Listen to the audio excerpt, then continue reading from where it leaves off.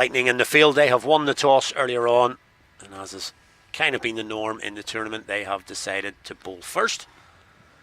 And we're all set for a start. It is slightly overcast here, a little bit chilly, but good to go. No rain in the offing, so we should have a full day's play, fingers crossed. And once again, delighted to have Isabel Joyce on my right hand side. Morning, Izzy. Morning, Ali. Great to have a short journey to work this morning, for me anyway, if not for you. You've been all around the country, we both have, but back at Pembroke, which I think for me is kind of the home of Interpro T20 cricket for the men's side anyway. You think back to when it first started back in Interpros back in 2013, the sunny days on the wall. You think of Pembroke Cricket Club. And for Munster Reds, the opening pair back to normal. Swapnil Modgill and Stephen Doheny back opening the batting. And they changed that up against the Northern Knights because of the left arm spin. And they wanted a left-hand batter. But back to the Marion opening pair for Munster Reds. Slip in. Barry McCarthy with ball in hand. Yeah, a little bit nervous there from Modgill. Just sort of hung the bat out there. Yeah, no surprise, no change for the Lightning opening the bowling. I have to say he's been the standout bowler in the entire tournament. Not just the wickets that he has at the top. There's also economy rate now, I think, below 6 for a guy that bowls in the power play and then the death. He's definitely been the standout bowler in the tournament, not just for the Lightning. And he's opening up today again. The highest number of wickets, 13, by a Leinster Lightning bowler in the tournament. So in the history of the tournament. So it's a record-breaking season for a lot of the teams. Tim Tector's also broken his own record for most runs in an Interpro T20 season. He previously held it with 267 that he made last year. This year he's already on 294 and three games to go. Yeah, 3 to go. Yeah, he's been another standout, as you say. He's won the. Well, we'll have to get a name for this. The Petici would be the top scorer in Spain in football. We need a nice name for the top run scorer and top wicket taker. But yeah, Tim's won it 2 years in a row in this T20 trophy, and he's well on the way to trying to make it a hat trick here. He'll be in action later on. Stephen Doheny.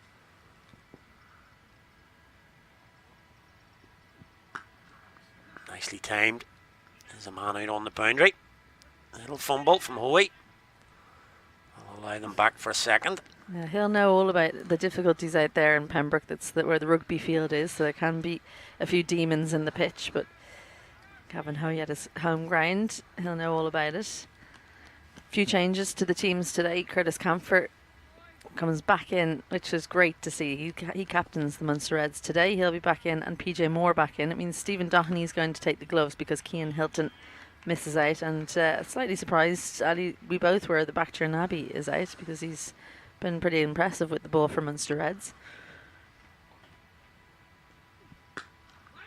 Again, nice piece of timing, but no run. Yeah, I would have to say that. We sort of said that together in unison, really, that we were quite surprised that he'd been the one to drop out, because he was quite energetic with the bat. Maybe he hadn't got too many scores, but then there's one or two above him haven't scored too many. But certainly what he offered with his little off spin, it's in the middle overs towards the end. He's actually bowled at the end quite a lot, so his economy rate is fairly decent as well. I think it's just 7.5 for a guy who's bowled in the 17th and 18th overs in some games. So yeah, I was a little bit surprised that he drops out, and we miss his blue shoes. Well. We miss his blue shoes. and he's got a bit of style about him when he comes in does. down the order as well. So that's a disappointment for me. Oh dear, top edge, but it's going to fly away. That's all the way for 6. It's the opening 6 of the game. Barry McCarthy, hands on hips. He's absolutely disgusted with that. I think he hit the ridge. He knows all about that ridge in Pembroke and lifted on Stephen Doheny all the way. Yeah, that takes me back about 3 weeks when we were in Cork. That shot was fairly prevalent in Cork, where the batter hadn't got the pace of the pitch and just top edges it and it flies away for 6. And as This might not be the first. Will be the first, but it might not be the last time we're looking for a ball in that corner. Fairly renowned. The wall over to our right hand side, obviously. It's got a bit of netting, but there's a fair few balls have headed into the gardens there. Yeah, I think the curator, Dan McDonough, has been smart and sent. It has us way over on the left hand side of the square to try and negate the ball going into those gardens. But yeah, talking about the changes, we've mentioned the Munster Reds 2 changes, and for Leinster Lightning 1 change from the last game we saw, which is Matt Hollard goes out and David Delaney comes in. And Josh Little is in the squad, but not playing today. Be interesting to see over the week whether he gets some games. Yeah. Doesn't look to be too successful down there for Lightning players, and Chairman of Selectors Andrew White has been reined in there. He's currently. I think they're looking in the wrong bush, are they? Yeah. He looks like he's down the third at Royal Portrush trying to find one in the rough. We need to watch the replay again so we can see exactly where it went in. We can give directions. Yeah, let's have a look. Here we go. I think there's a bit of swing here. I talked about the ridge. It's actually late swing from Barry McCarthy that's done Stephen Doheney. There you go. Hey, where has it gone? Here we go, right in the middle. Yeah, it's that middle bush. Oh, yeah. There we go. So, do a little bit of burning the bolt, left a bit, right a bit. That's a bit too old for you, is he? You wouldn't remember that. It's a golden shot. They're looking in. Well, they're looking many in years ago. The wrong one right now. So they're not going. They're not going to find it looking there. I don't think. New ball in play. Brian McCarthy having a little chat to the new ball, saying, "Do a little bit better for me today."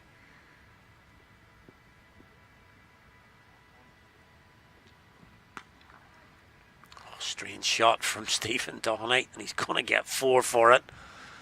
But he definitely was beaten again, and you would say 2-0 to Barry McCarthy in terms of the deliveries, but it's gone for 6 and 4. Not really in control of this. Yeah, he just helped in it. So he knows that there's no fielder behind, so he's just helping it rather than pulling it. There's a fielder out in the deep at square, so he very intentionally, I think, went behind rather than looking for power. It is quite a long hit out to that square boundary, but very short to the clubhouse. So if you can target that area, which I'm sure we'll see particularly Stephen Doheney do, then you don't have to hit it as hard. And for the bowlers, their job is to try and get hit to the square boundaries. They're so much longer in Pembroke than the straight boundaries. And it's one of those grounds where the corners in 3 areas are very big, but 1 very, very short, kind of like we were used to at the Mardyke. Yeah. At the Mardyke, it was kind of over wide long on. Here, it's over long off. Ruben Wilson to start up. Yeah, we've had a little area in most grounds where that's the target, and I think you're right. Looking down towards the clubhouse area, just where that last pulled shot from Doheney went, I think that'll be the targeted area from both ends. And just shows a level of skill as well if you can adjust and target whatever area it is, because it's not the same in each of the grounds. So it'll be interesting to see who manages to do that, or who doesn't need to try because they've got the power, you know.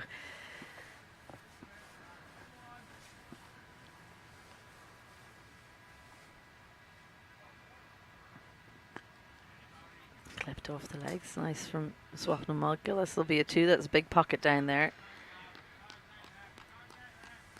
Yeah, that's kind of what you're talking about, that sort of leg side. It's got a lot of cover there it's Gavin Hoy out there at the moment. He's got a lot of ground to cover out there. Yeah, and the fine leg in the third will be straighter because the short boundary is straight. So if it beats Barry McCarthy to his left in 45, that's okay because it's going towards the corner. If it beats him to the right, it's give it up as a bad job because you're not chasing that down.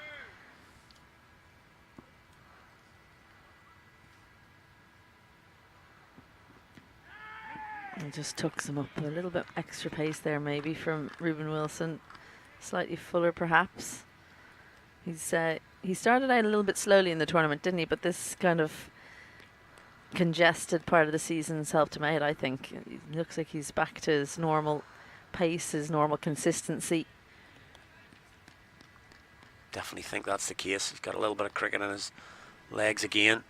And the bowlers will tell you need a wee bit of rhythm as well. And actually chatting about this just last week, I know it's an extremely small sample size, but those 2 wickets he took last week with those 2 Yorkers might be just something that he could just add in the death. You know, it's, as I say, just a couple of balls, but clearly got the skills to execute it. And another one flies away. This one will be 4. That wasn't where that was meant to go at all. Looking leg side, Swapnil Moggill, a little bit of shape away, takes the edge and flies for 4. Yep, same deal again. Flies over. The fielders behind the wicket, both in the circle. Nice piece of bowling, and as you say, looking leg side. Certainly not where he wanted it to go, but stays there. It moves on to 7. Mogill's one of those Munster Reds we've talked about. May have been in danger. Had a tough old tournament. There's another one. Exactly the same. They should start teaching that at training. How to play to leg side and just get a really thick edge for 4. We've said that constantly. It's the safest place in the ground at the minute because there's nobody back. It's just a carbon copy of the ball before. Slightly shorter though, I'd say. But top hits the cane straight over the top of the slipcord in hand. Deverage, who's at short third. If when you're fielding in slip, you don't have to be in the ring. Sure, you don't. You kind of count. You can be further back. So maybe George Dockrell should be really fly second slip. That would be a really interesting position.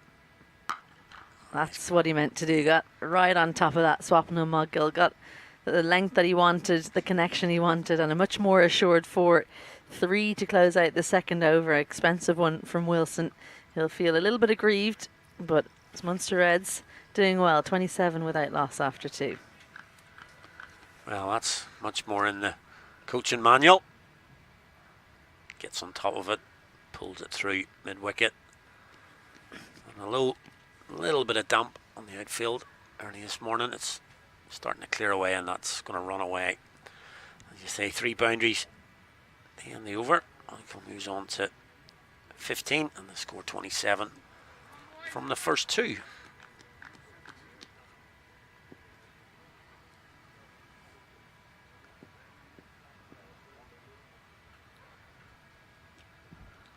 Edged and gone. Little fine one.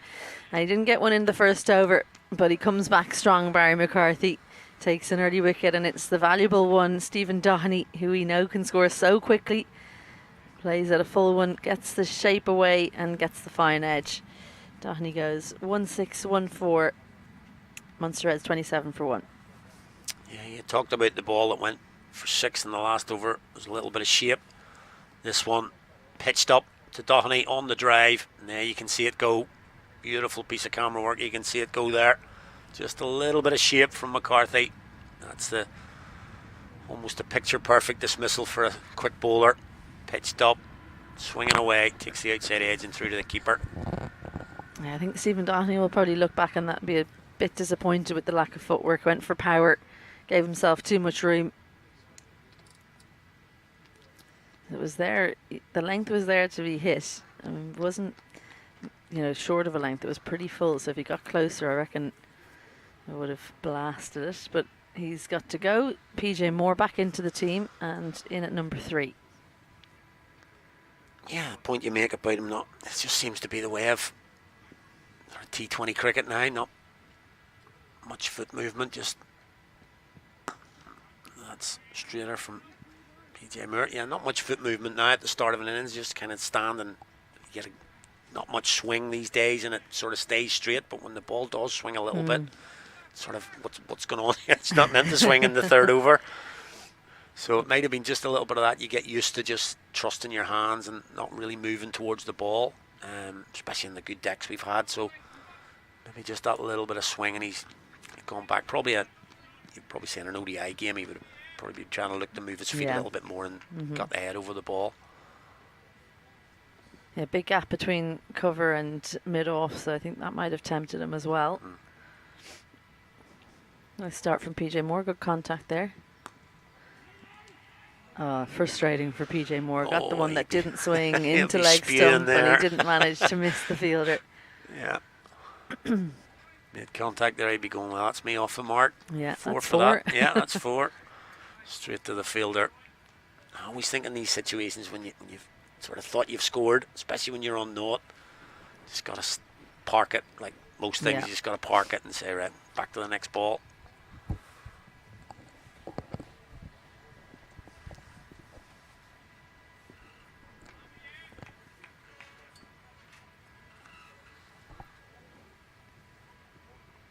Something not right there for McCarthy.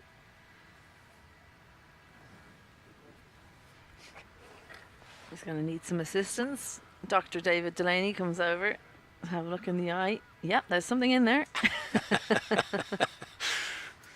There you go. Does he really get anything there at all? He just sort of, yeah, that's it Mind fixed. That's it games. fixed. Doesn't look too comfortable still. Yeah, a little rub of it. He'll be fine.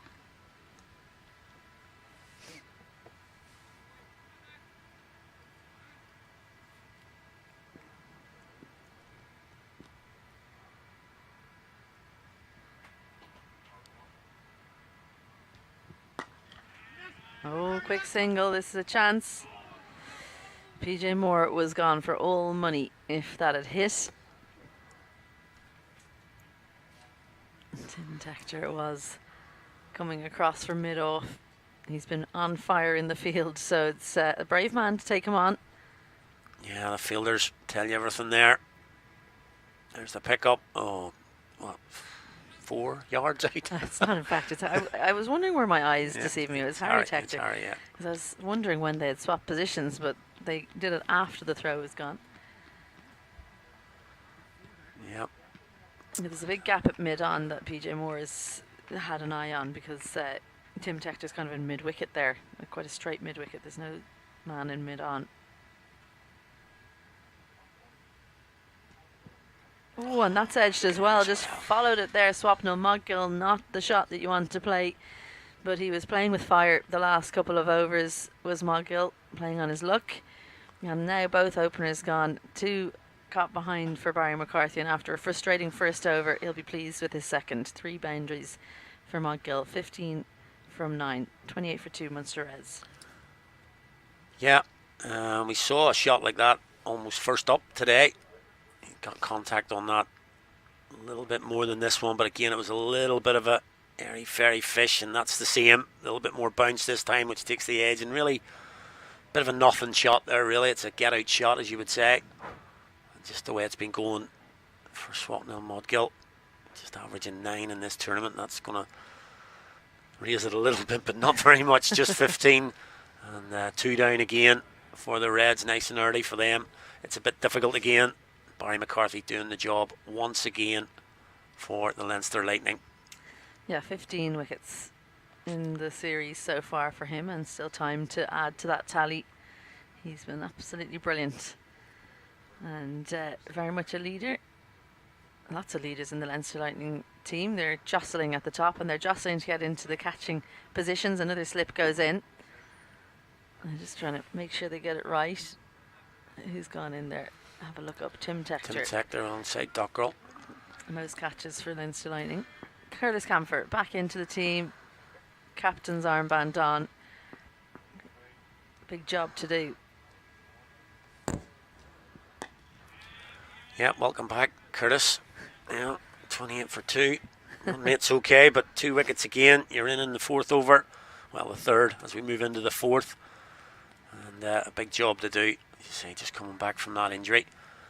Just a little update on what you've said there. 15 wickets now. McCarthy, I think the most in the trophy, 17.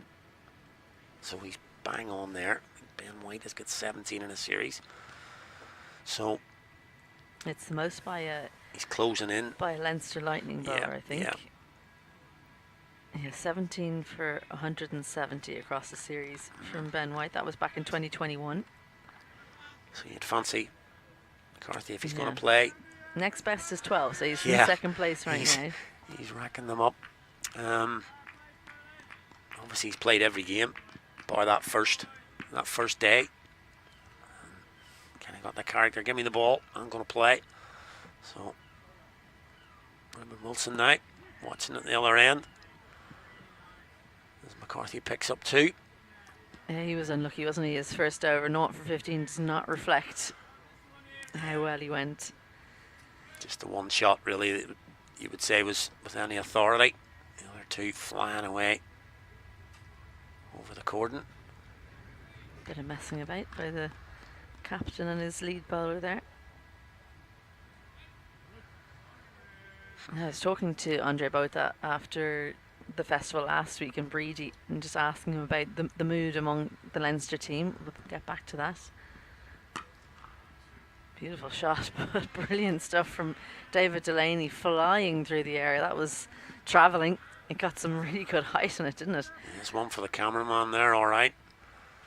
Great take off there from Delaney, and also timed it really well.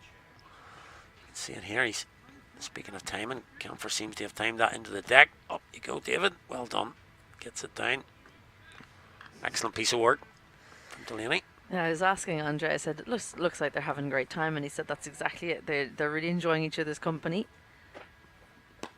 That's in the air. Nicely played by Curtis Campher. We said welcome back. He's welcomed himself back with a boundary to get himself off the mark.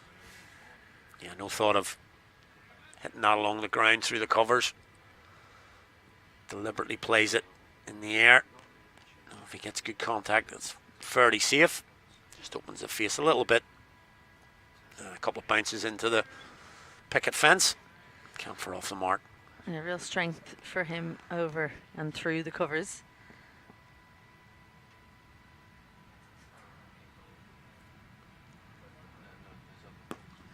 But yeah, he was just saying there that they're having great crack, basically. For anyone who's watching that's not from Ireland, that means great fun in Irish. Yeah.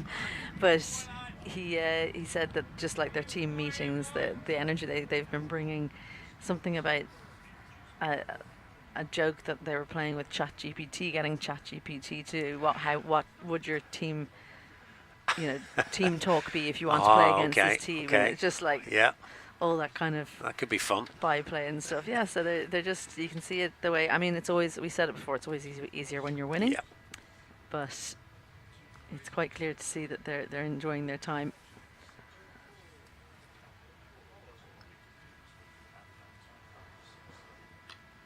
Bottom edge. Nicely done by Dockrell there. Yeah, I'd back that up a lot. I actually spoke with Matt Hollard after the rain game on Thursday, and obviously he's just come into the Lightning. He's come into Balbriggan this year, club side, but he's been brought into the Lightning in the first game when obviously internationals away, but he's kept his place since they came back, and he made a real point of that he's really enjoyed being in the team environment, but also then being with those fast bowlers of McCarthy, Little coming back in, Delaney, Deverage as well, just a group of them, and Wilson being together. And it's gone in the air, but it's got enough on it just for a moment there. I think Harry Tector gave him a little bit of the eyes and sort of said, I'm underneath this, but he just got enough on it to get it over Tector just for a moment, and had his heart in his mouth a little bit. Yeah, we talked about this a good bit. It's the commitment to the shot. If you don't go through with that shot, if you think, right, I'm not really there, then you're definitely just slicing it to one of those fielders in the covers, but went right through with it, even though it wasn't quite the delivery to play that shot. So he manages to get it over Harry Tector. So 4 overs gone, 37 for 2. Good to hear that a new man coming into any team in the IPs is being looked after. As he mentioned, Matt Hollard, that the other seam bowlers have taken him in. I'm sure they've recognised his talent as well. Yeah, just a point on that. One thing that he did say, and sometimes I mentioned it as well, sometimes we do sort of not appreciate our own players. He actually made a point that he'd been watching these guys 2 or 3 months ago on TV, and now he's playing with them, and we kind of don't. We kind of sit back and go, "Oh, really?" Because we know these guys. We know McCarthy. We know Josh Little. We know Ruben Wilson, etc. But he was almost in awe when they came back. A little bit of lack of pace done for Lorcan Tucker there. It just didn't carry through at all. And buys, unusual to see that go past Lorcan Tucker. Almost just popped up as Melvin Deverage's first delivery goes for 4. Yeah, well, maybe wait for the second delivery to see whose fault that was. If it's the pitches or Deverage was just getting warmed up. We'll see if the next one can carry a little bit better.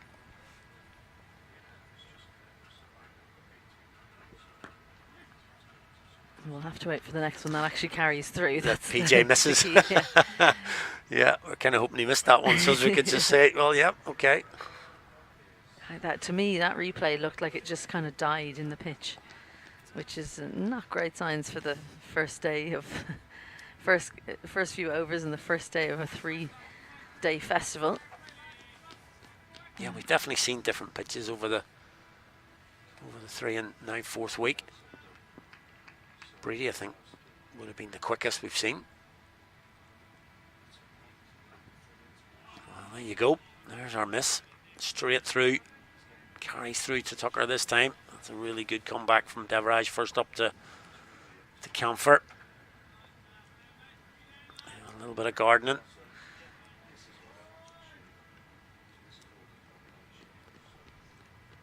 Of course, the Leinster Lightning, this is like a glory run, this, isn't it? Because they've already won the trophy.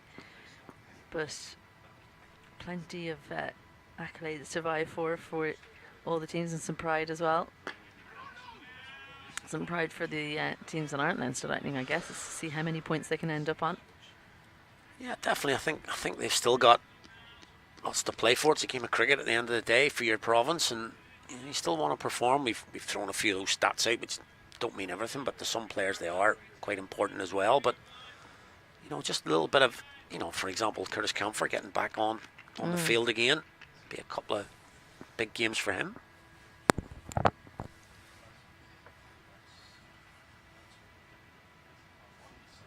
A little bit of innovation. That's a great contact from Curtis Campher. You had to really fetch that from miles outside off it. A signal from Johnny Kennedy to Mark Hawthorne says it's 4, not 6, but that really travelled. Yeah, it's one of those shots that mere mortals like myself can just what? He's got really caught there.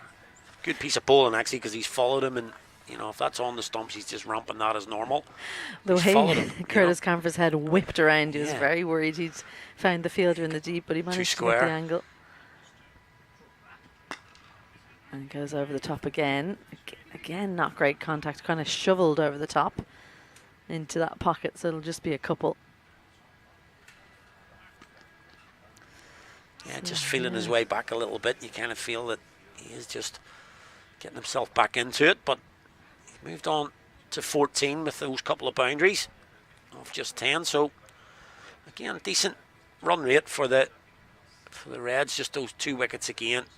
If these two can just rebuild, plenty of experience out in the middle at least, they can call on that. And if they can rebuild here, the run rate's fine. Just those wickets. Yeah, I think that the worry for me is when the field spreads, because Curtis Campher very quick up and down the wickets, PJ Moore not so much. So they won't be able to run as many 2s and 3s, and it is a big field. So there's going to be a lot of work. You'd imagine Leinster Lightning, when you think of their top and middle order, it's going to be hard to keep the runs down. Even if they're not scoring boundaries, they'll be able to pile on the 2s, and even I wonder, will we get some more 3s this week, because there are big pockets. I'm actually trying to think of the last 3 we saw. Like at Brady, there weren't too many, and maybe Stormont possibly. Overthrows. Yeah, the overthrows. David Delaney for the 6th. Not a lot of foot movement, just kind of threw the hands at it, so no placement from PJ Moore. Point on the boundary, very backward there. Is that Seamus Lynch out there? Yep. Gavin Hoey's out at backward square. Feels like they're on the wrong sides, doesn't it? We usually have Gavin Hoey to our right and Seamus Lynch to our left. We've got used to that.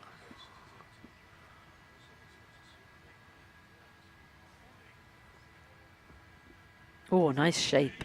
Good length from David Delaney. Great swing away. We haven't seen too much movement from him, and it's probably the most swing we've seen across any of the festivals so far this morning. I think so.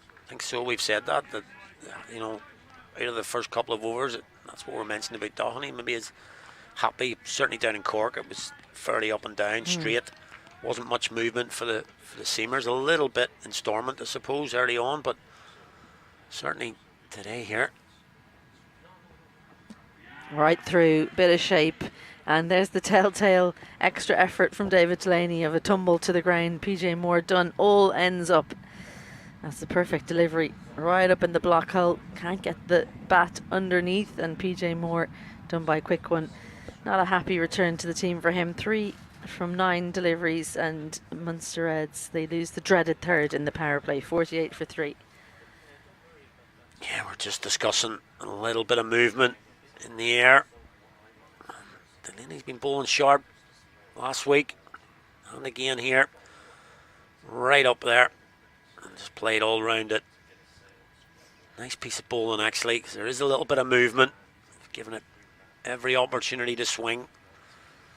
Just a little bit sharp there for PJ Moore, and as you say, a dreaded third wicket for the Reds again. They've lost more wickets in the power play than any of the 4 teams. 3 more today. 3 balls to go still. That brings Philippe Leroux right to the middle. Now, this is the guy the Reds want facing the Lightning. His last 2 innings in this tournament, he scored 80 and 67, I think. That 80 was out of 122. It was tremendous innings. He struggled at Brady last week, but against the Lightning he seems to have picked his team. Can he do it today? No. Oh, maybe not. He cannot. That's gone as well. Well, this is quite some stuff from David Delaney. He's come in, 4 balls, 2 dots followed by 2 wickets. He's getting the ball to talk. Yeah, full one, and he just couldn't help himself. Philippe Leroux, 64 and 80 against his opposition in the last 2 weeks, but no, 2 wickets and 2 balls as Munster Reds, an all too familiar tale. The wickets tumbling in the power play, and the man who's broken the record for most runs for Munster Reds in a season comes out at number 6 because David Delaney bowling some good gas and a good catch as well. Yeah, practices what he maybe should have done. Had a look first. John McNally, 283 runs so far in the season. Next best is actually by Stephen Doherty this season as well, 256. 150 of them in 1 innings, so that does help you with the records somewhat. John McNally's been much more consistent. He's scored right across the tournament against all of the teams. Yeah, he's been standout player for the Reds. I think he's in the top 5 of both categories, batting and bowling, in terms of wickets and runs. So that tells you everything if he's doing that in a team that's sort of bottom of the table, only one game. You know, he's really performed, and as you say, he's done different roles. When he's been batting, he's taken it on, but he's also sat in when somebody's at the other end going well. Tough one today. Delaney's right on the mark. And this is what the Lightning have done all year. It's generally been McCarthy, but if it's not been McCarthy, someone else is standing up. And today, so far, it's David Delaney. Yeah, but I think it's just it's amazing to think he's the bowler who came back in. Like, he wasn't even in the team the last game. You know, if you've got that quality of seamer to bring in and be able to rotate your bowlers the way the Leinster Lightning have, it's probably something that none of the other 3 teams are even close to having. Big thick edge, great catch. What a catch from Reuben Wilson, and it's 3 in the over for David Delaney. A triple wicket maiden as the 6th over of the power play. You just couldn't write it. Leinster Lightning on their home turf. Absolutely brilliant. Their bowling's been very good, but the fielding has completely backed it up, and John McNally, he's so often been the man who's dug them out of a hole. Not today. They've lost half their wickets, and that's the end of the power play. Munster Reds in all sorts, 48 for 5. Well, when you can hear on the audio there, the Irish internationals, who are well used to playing at a high level, screaming and yipping when that's taken, oh, that's a terrific catch. And the fact that he keeps it in his hand as he hits the ground. Excellent, excellent catch from Ruben Wilson. Now that's flown. He wouldn't have been too unperturbed if it had ran for 4. And at the end of 6, there is your card. Barry McCarthy doing the damage up top as he's done so often in this tournament, getting rid of Modgill and Doherty for 15 and 12. But a triple wicket maiden in over number 6 from David Delaney, getting rid of PJ Moore for 3, and then 2 ducks, 1 for LaRue and 1 for McNally. Yeah, the 2 youngsters who've generally done a patch-up job for Munster Reds gone, and because of Delaney down the end, they're 1 over, no runs, 3 wickets. Deverage was good as well, no wickets so far, just the 7 from his over. Ruben Wilson a little bit unlucky. He's gone for 23 in his 2, but he's bowled better than that. And Barry McCarthy was expensive his first over, went for 13, came back and went for just 1 run and took 2 wickets. So for 5 wickets in those couple of overs, they've gone for 1 run across them. Deverage short, wide and pumped to Delaney. You're finished your triple wicket maiden over, now you're back in the action in the field. That pretty much says everything, doesn't it? That's a cracking shot from Campher. Does not release the pressure because Delaney gets across and parries it. It's going like a rocket to him. Well, Munster Reds opted to keep Suleiman Safi in, which surprised us. We thought maybe Bakhtir Nabi could have taken that position, but he's got a big job to do. His captain's still there. He's played an audacious shot. No man down there. They've taken that fielder out and put in an extra catcher. So it's a free shot really for Curtis Campher. Another boundary to his name. Yep. That one's slightly more orthodox than the previous, but still the same result. Yeah, I just wonder, could they take that square leg out and just plug that gap, because it just seems too easy a shot for Curtis Campher, and make him play a strong shot, a proper pull shot to get the boundary. That's cracked. Gavin Hoey cannot cut that off. It wasn't that far away from him, but serious power from Curtis Campher, who guessed that Melvin Deverage would want to keep it away from that ramp shot and guessed correctly. Back-to-back boundaries. Yeah, very similar to the shot he played earlier in the over, but that time beats Delaney, and as soon as it beat Delaney, no chance for Hoey. That's an international standard shot, you have to say. Really timed. Again, you can just hear the difference in the off the bat. It really cracks off that bat. We're talking about hitting a power shot, and that was certainly that. But I would agree with you in terms of, in fact, they have now put a man back at fine leg. And he goes over cover instead. Good stuff this from Curtis Campher. Another boundary. He said that, you know, we wanted them to play some more attacking shots. The last 2 have been absolutely superb. Yeah, just nothing going here for Melvin Deverage. It's fodder for Curtis Campher. A little bit of width. The length would have been okay if he hadn't been able to release the hands. Good fielding in the deep by Sarah Forbes as well. Good piece of fielding, yeah. I didn't get enough cricket over the weekend. Just herself. down here. She's down having a look. Well, that's better from Deverage. Straighter line, has the protection back at square leg. Good comeback. Yeah, we've seen probably in our couple of our previous T20s that bowling stumps and length down in Cork particularly wasn't the way to go, but looking at this today, just seems to be a wicket. There's a little bit in it for you. So any width at all.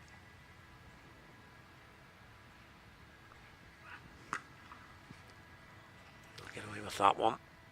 And they changed the field, didn't they? Gavin Howe a bit further forward because Melvin Deverage not quite as quick maybe as a couple of the other bowlers at the expense of over 13 from it, as the Munster Reds outside the power play looking to rebuild, and their captain is leading the charge. 27 from 16 for him so far, but it's a long way to go for the Munster Reds to set a competitive total.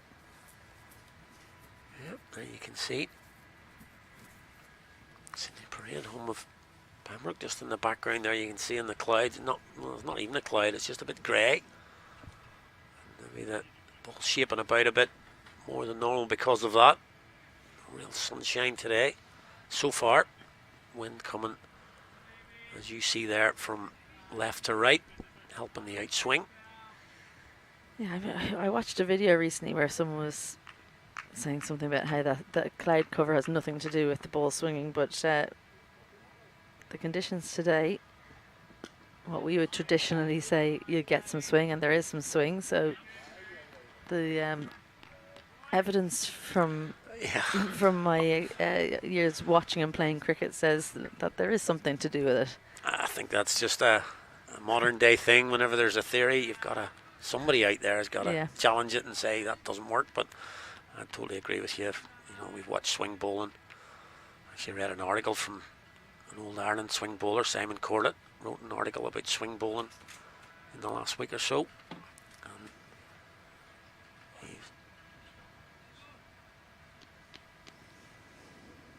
He used to play in the North Cricket Club.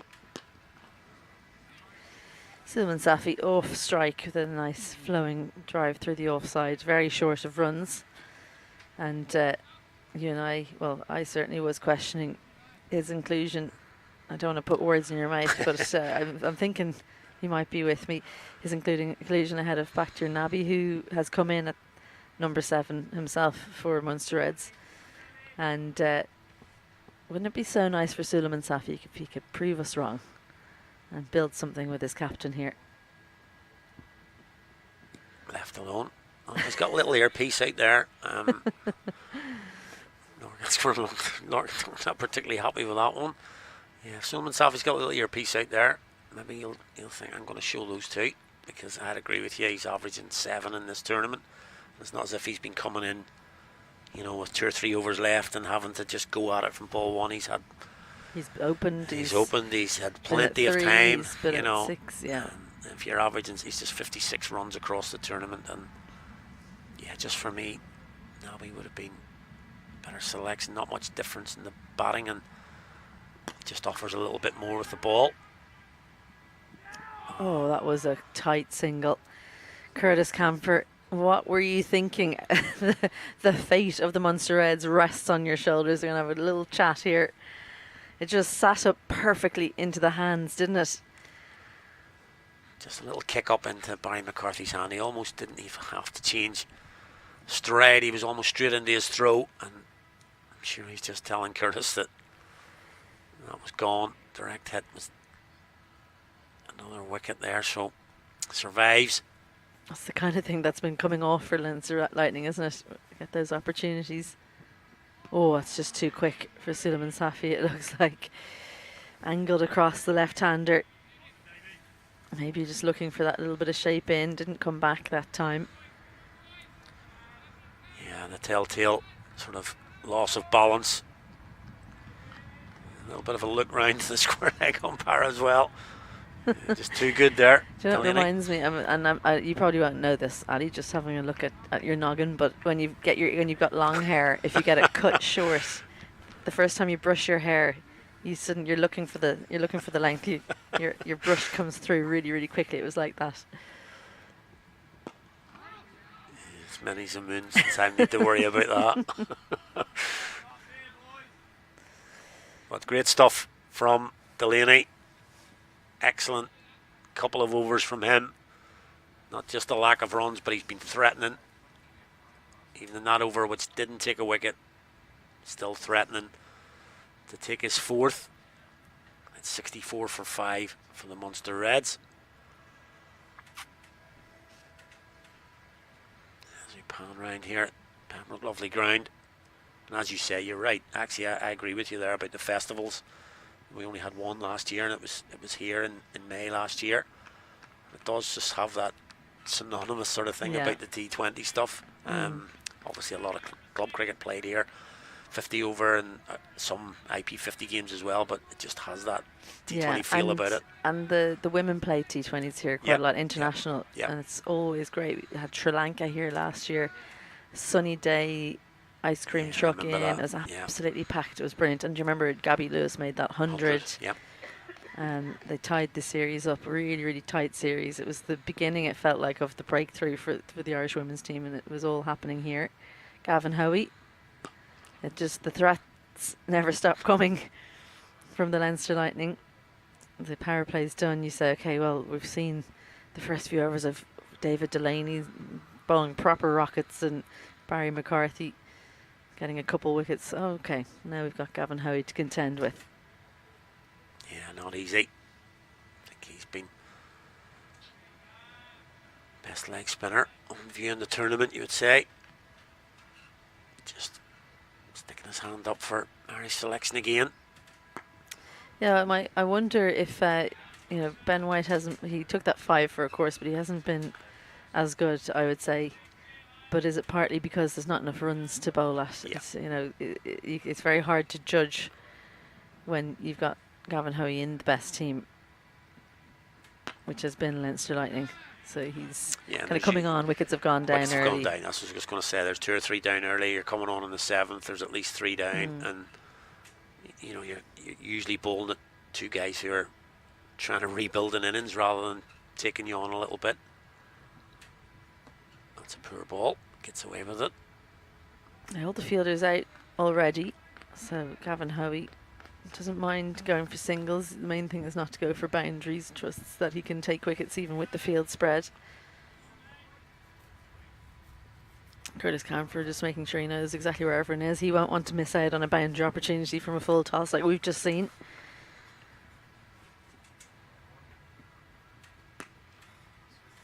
Yeah, it's one thing that I haven't really noticed over the tournament is the home advantage. I haven't really noticed many teams sort of using home advantage. No. Certainly not at Stormont. The home team didn't win the 3 games, and last week again. But half of this team pretty much play here every week. Oh dear. Look out, as a chance. Oh, it goes down. Melvin Deverage made good ground going downhill there. Harry Tector just jogging past, saying maybe you should have taken that. So Gavin Hoey, poor delivery really, but probably should have garnered a wicket. Yeah, not a great exhibition of cricket there really. The ball itself wasn't the greatest, and then the shot even probably should have deposited that, and finally the catch put down as well. So maybe we'll gloss over that one. Just move on to the next ball. But as I was saying, quite a lot of the Lightning team do play at Pembroke for their club cricket, and they have been playing a lot more club cricket than they normally would this year. So you can immediately see there, Hoey's over, they're covering the leg side straight away. They know exactly the dimensions.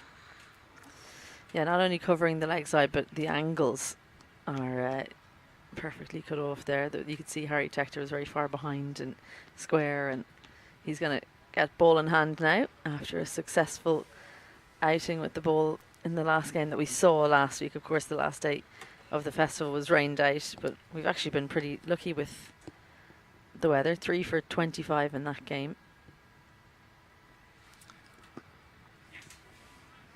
Quick single. Curtis Campher needs to get his skates on, does well.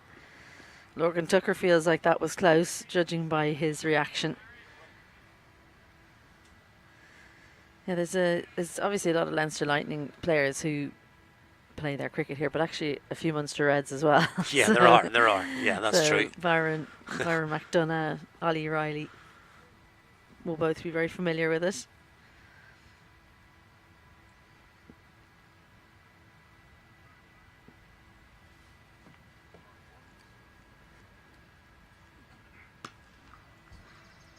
The regulation off spinner.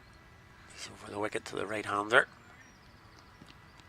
Poor old Seamus Lynch, he's been batting down at 6, barely got an opportunity to bat, and then he's consigned to the boundary for the whole game. He must feel a little bit lonely out there. Well, at least a few people around the ground today you can have a chat with on the wall here. That's true. Maybe when the sun comes out a little bit later on, we'll get bigger crowds in along the wall. No great connection there at all from Suleiman Safi. That's sat up. Asked to be hit, but can only find the fielder in the deep there. George Dockrell, who's finally out of slip.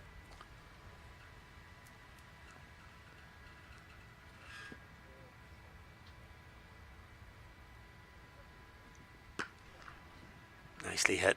That's nicely hit. He's got it in the gap. No chance for that man we talked about, Seamus Lynch. Just that little bit of placement as well as the power. Gets the boundary for Campher. Yeah, hit it nice and early. Not so early it went straight to extra cover, but early enough to send it forward to that fielder in the deep. He's got long off and long on back, but seems to be worried about the shot back over his head. Harry Tector a little bit short on that occasion. Better line this time. Yeah, I think Campher was maybe thinking about going to that area you were talking about, straight down the ground, but the ball wasn't there for it. So just bailed out, took the single.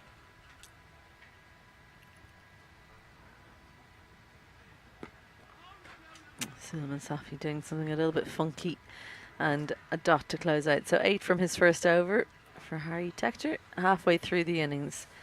And Munster Reds are rebuilding, 76 for 5.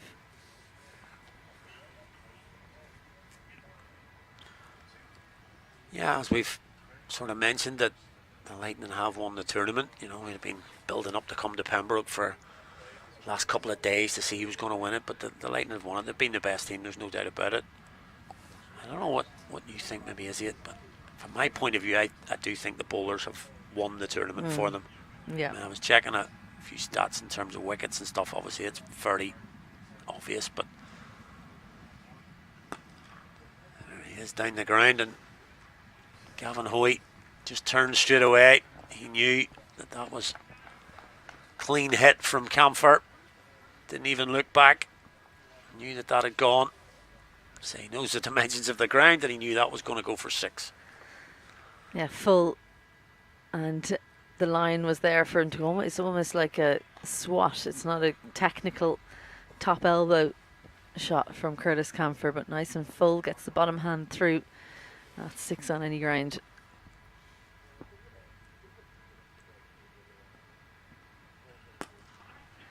Goes again. This time it's nice and flat, and oh dear. Goodness me. Misfield in the deep. We've not seen that too much. Tim Tector, who, I mean, what? There's no demons there, just one bounce and made a bit of a hames of it. 6 followed by 4. Yeah, a little bit of a collector's item there. Don't see that too often. One of the best fielders in the country. Did skip a little bit, and then he's just hasn't got the feet in the right position, possibly. Made it into a half volley. Yeah, should be stopping that. He'll be the first one to tell you that. That's out to his brother. On the boundary. Keeps it to 1. Campher moves to 48 all of a sudden. It's almost like he's playing one game and everyone else in the Munster Reds playing another. He's going great guns. We have seen that a bit. Once you get in these games, it's an awful lot easier. Suleiman Safi looking to join in on things. He finds the longest boundary and deposits it for 6. So Gavin Hoey not finding things as easy as usual here, and it's on his home ground as well. Yeah, Suleiman Safi. You watch him from the other end, and as you say, Campher seems to be playing on a different surface. Well, he's decided to take it on then and join the party. That's a good shot. It was the right shot to play there, but it's all about getting good contact, which he did. As you mentioned, it's a decent hit down to that corner. Flatter. Pulled down to long on. De Freitas will keep that to a single. So yeah, really good over for the Reds. 18 already. 1 ball to go. It doesn't look happy, does he? Gavin Hoey. Don't know whether he's just not feeling comfortable or he's just disappointed with how he's gone about delivering this over. Real short one into the pitch, and turns with disgust as Gavin Hoey. I'll be glad that over is gone. Go and stew for a few minutes, and 2 6s, a 4, and makes it 19 with the 3 singles as well. And 95 for 5 for the Munster Reds after 11. Yeah, not really helping me out there, Gavin Hoey, because the point I was about to make about the Leinster is that I had a quick look at sort of dot ball percentages and things like that. And the Leinster Lightning have 7 of the top 10 in the tournament, so you're bowling a lot of dot balls. generally is going to help. There are one or two in there, Josh Little obviously only played one game, but pretty much everybody continues to bowl dot balls, building pressure, which brings wickets. And as I say, off the back of Gavin Hoy going for 19, doesn't really make my point, but the whole tournament, it's kind of the way that they've strangled, when they've got on top, they've kept on top with the pressure of dot balls. Well, 7 of the top 10 is quite something. Yeah. Because you generally only have 6 bowlers. Pretty much all of them. Curtis Campher got to 50 there with that single. It's been really good to see him back 1 6 and 8 fours in what's been a really entertaining innings and one of real class.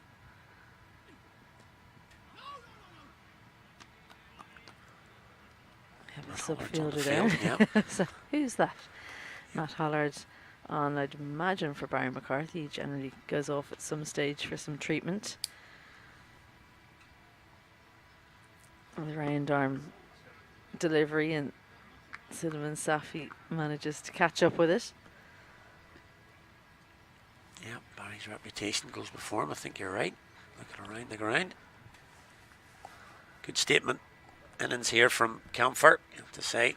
2 down very early. A lot of pressure on him coming back into everybody looking at this performance, coming back in as captain. He's got the 50 off just 29. Keeper's nightmare there for Lorcan Tucker. That's the round arm quick one across the stumps, and Lorcan Tucker does the Division 13, which is just get the feet together.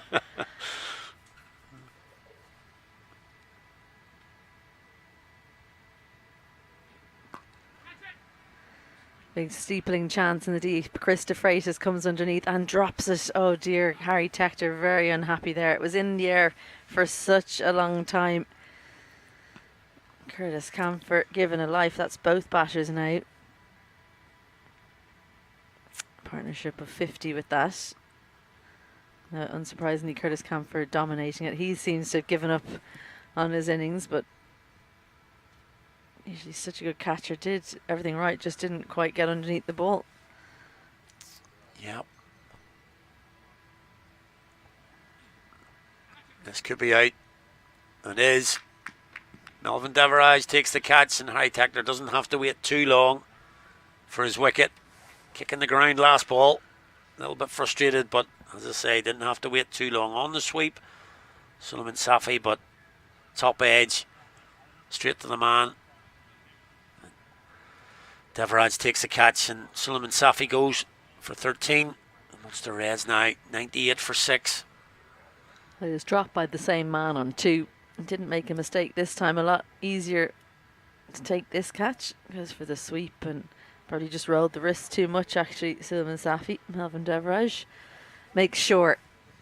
And Munster Reds lose another one. Leinster Lightning a little bit muted after losing out on the opportunity to get this man out. Curtis Campher should have been 50 and out. Very, very strong through the offside, up and over when it's tight in there, and through the gap as well when the field spreads. If he wants a boundary, he likes to go wide of long on. Good on the scoop shot as well. Yep, yes, you're saying should have been 50 and out, but giving him an opportunity. We keep saying it in this tournament. Lots of wickets falling. Run rate's fine. Wickets falling. There's your bowling figures. Serious bowling figures from David Delaney. I'd be taking a picture of those. It's actually not as good as it was after his first over, but excellent. Just 1.5. Wilson's coming back now. He's bowled 2 overs for 23. McCarthy up top as well, taking 2 wickets at top of the innings. And Liam McCarthy out at number 8 for Munster Reds. Probably a little bit earlier than he would have wanted, so he's going to have to stick around with his captain for a while.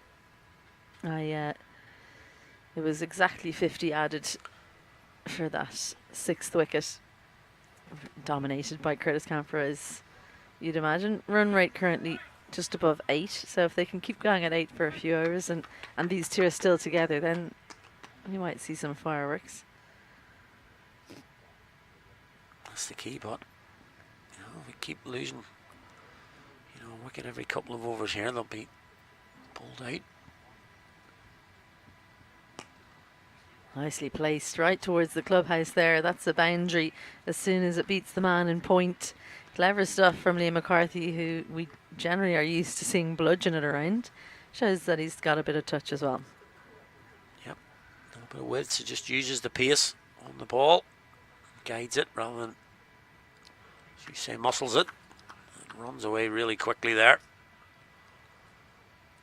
And immediately trying to take that out of the equation is Reuben Wilson by coming around the wicket. Trying to maybe bowl a lot tighter to McCarthy and get him to hit to that boundary on the leg side.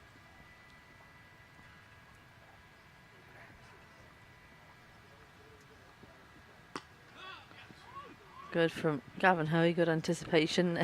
Liam McCarthy looking to run his captain out. Sent back sharply.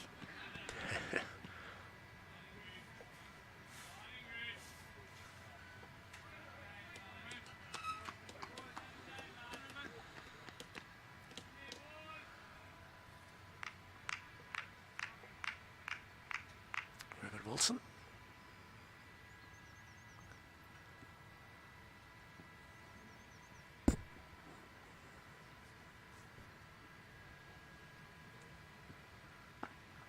Just tucked him up for room again, so it's a good change of plan from Reuben Wilson straight away. Liam McCarthy had an idea of what he wanted to do. It's been counteracted very, very quickly. Yeah, a big part of T20 cricket in particular, that you'll go out with a plan, maybe as a batter or a bowler, then your opposite number does you, and you've got to change very, very quickly. You can't sort of just keep going at the same plan these days. You can find out very quickly. No ball called by Mark Hawthorne. Maybe just a little bit too enthusiastic from Reuben Wilson. Extra effort for that bouncer, oversteps.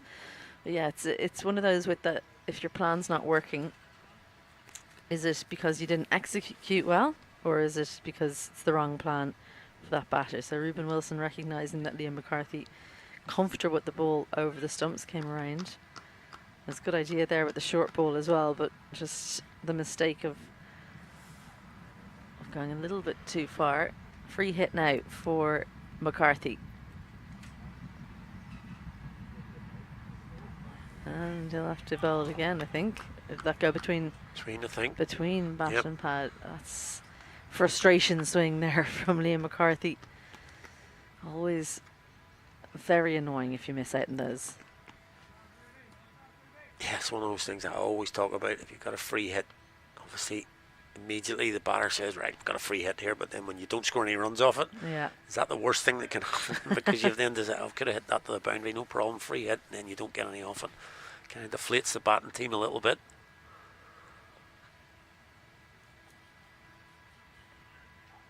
Yeah, I was going to say we'll be batting in the hatches here. Liam McCarthy on a free hit. But he doesn't make any contact and then almost was run out.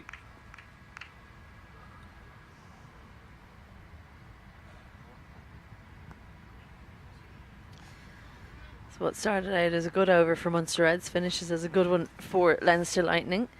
13 gone, 105 for 6. Yeah, good comeback there from Reuben Wilson.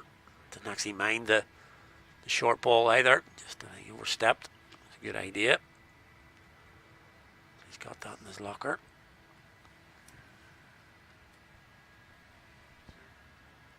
Harry Tector continuing. No George Dockrell so far. It's kind of been the plan for the Lightning. They're sort of 6 bowler. They don't usually use a 7. Dockrell has come on occasionally for 2 or 3 balls when there's been 9 down, but it's either been Dockrell or Tector, one or the other. They haven't really used them in tandem. Yeah, last game I think he got what the 19th over, and he took the wicket in it. Yeah. Oh, good stop from Chris de Freitas. Don't know if he's on speaking terms with Harry Tector after that drop, but gives him a little clap there, but I'm not sure. Not sure it was the best.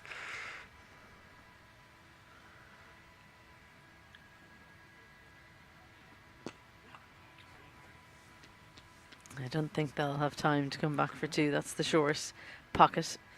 David Delaney keeping it to a single.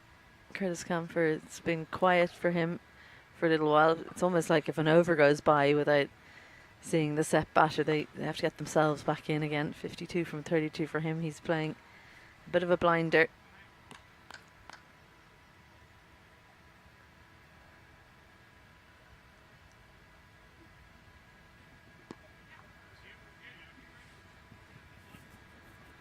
Yeah, I do think it's a big week for, not a big week, but just an important week for Campher.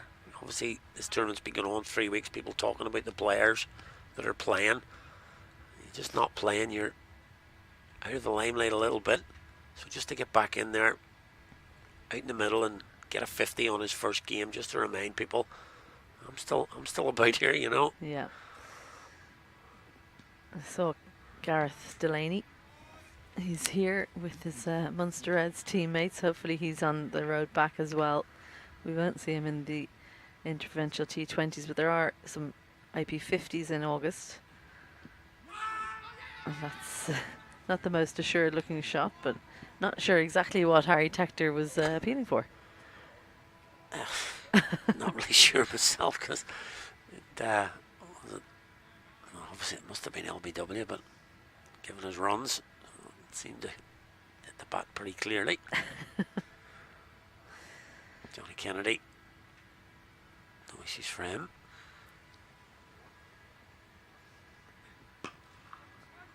Again, great shot in front of square yet again. It's the placement again from Campher. As you've mentioned, he seems to be playing on a different deck here at the minute. He read this so well. It was always going to be the quicker one from Harry Tector, trying to get out of the over, bowling around the wicket, pushes it across Campher, who just waits on it and makes sure to get it in front of cover for four. And there's the LBW. He definitely hit it into his pad. So Harry Tector, a little bit exuberant. He's never shy of an appeal. And No. as I always say, if you don't ask, you don't get. Well, so yeah. I wouldn't hold that against him. David Delaney into the attack, changing ends. He's 2 overs so far, 3 wickets for just 3 runs. McCarthy still has 2, so we've got 6 overs left to go. McCarthy going to bowl 2, maybe Delaney 2. Tector 1. That's what that 6 bowler gives you. Flexibility. Gavin Hoy maybe hasn't been as comfortable as he has been in the tournament today, so doesn't have to bowl his 4. Given that extra bowler. Here's Delaney. Inside half of the bat, and Tector's in really quickly off the boundary. Almost sees it in the front if he was to concede 2. Yeah, real intensity from him at all times when he's asked to do anything on the field. Well, this is the wicket that the Leinster Lightning will be keen for. If they can get rid of Campher now, they can probably reduce their target by a good bit.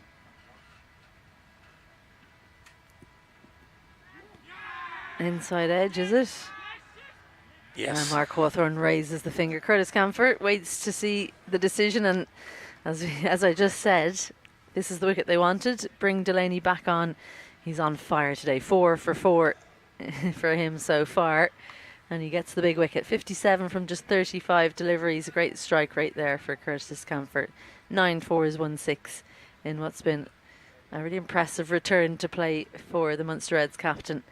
But now Munster Reds in a really perilous position. 113 for 7. Yep, the wicket that the Lightning wanted. Bring back Delaney. And again, he's on the deck. Trying to pull that one to the leg side, a little bit quicker on him there, possibly, but it's a little under edge through to Tucker. Let's see it again here. I think it does just take the, yeah, just a little under edge there, possibly. Tucker's pretty confident. And finally the finger goes up. But yeah, impressive knock from Campher, as I mentioned earlier, just coming in for his first IP20 game of this tournament. A little bit of pressure on him.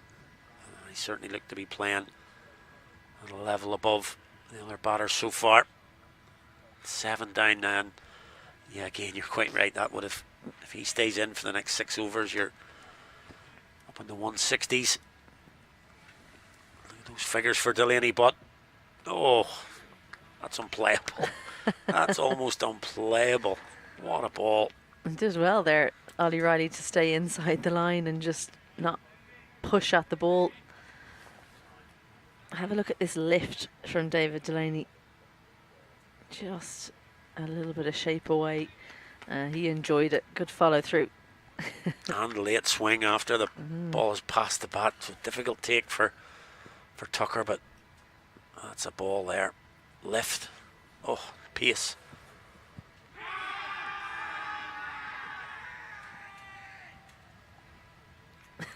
Didn't even turn around there for the appeal. David Delaney, he wasn't too convinced, but goes into the pads of Ollie Riley's feet that are a little bit stuck in the mud at the moment, truth be told. Into his legs, but that was going down leg, so an easy decision for Mark Hawthorne. Yeah, doesn't get the shape on that one to bring it back. I think that was drifting down leg. Full straight, great shot from Ollie Riley. That's a shot of real class from the tall, fast bowler. Got it up in his area, uses the long levers and finds the space at mid-on. Gets off the mark with a boundary. Yeah, fair play to Ollie Riley here. Not been an easy start for him here. It's full, he's kept the bat nice and straight. Been quite easy. Mentioned that feet haven't been moving too much there. He gets the bat through. Hits it through mid-on, lovely shot.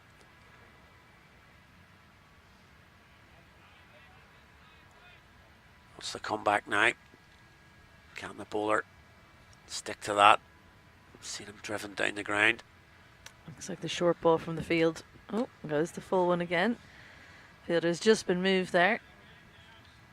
Goes straight to him. So the figure's ruined by that boundary for David Delaney.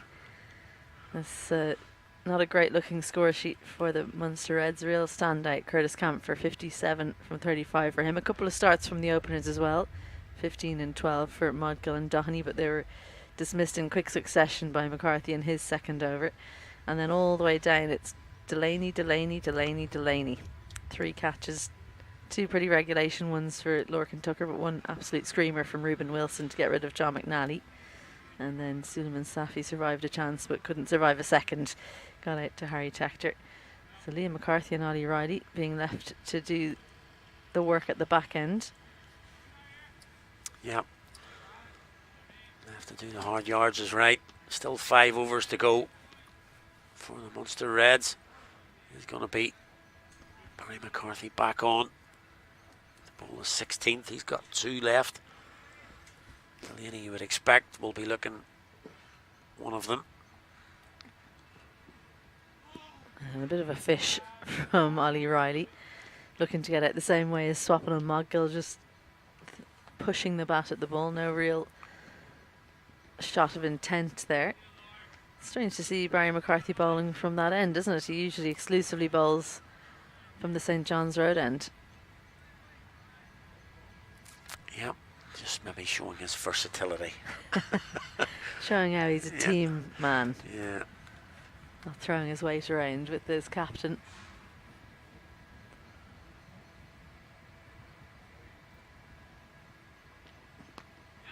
Clip off the legs. It should find the fielder in the deep. Just shows how hard this outfield is, that it just keeps bouncing, doesn't it? It doesn't kind of bounce and then go along the grass. It's more like skimming stones on, if you're good at skimming stones. If you're not so good at just straight in. One bounce in, that's it. Yeah, but it does carry quite a bit here, and you're right, it does have a bit of a bounce on it. Change the field now for the left-hander. We're promised warm weather this week, and we currently have the kind of chilly sea breeze coming across. I'm waiting for the clouds to burn off. And Liam McCarthy's changed into swing mode. 8 from 12 for him.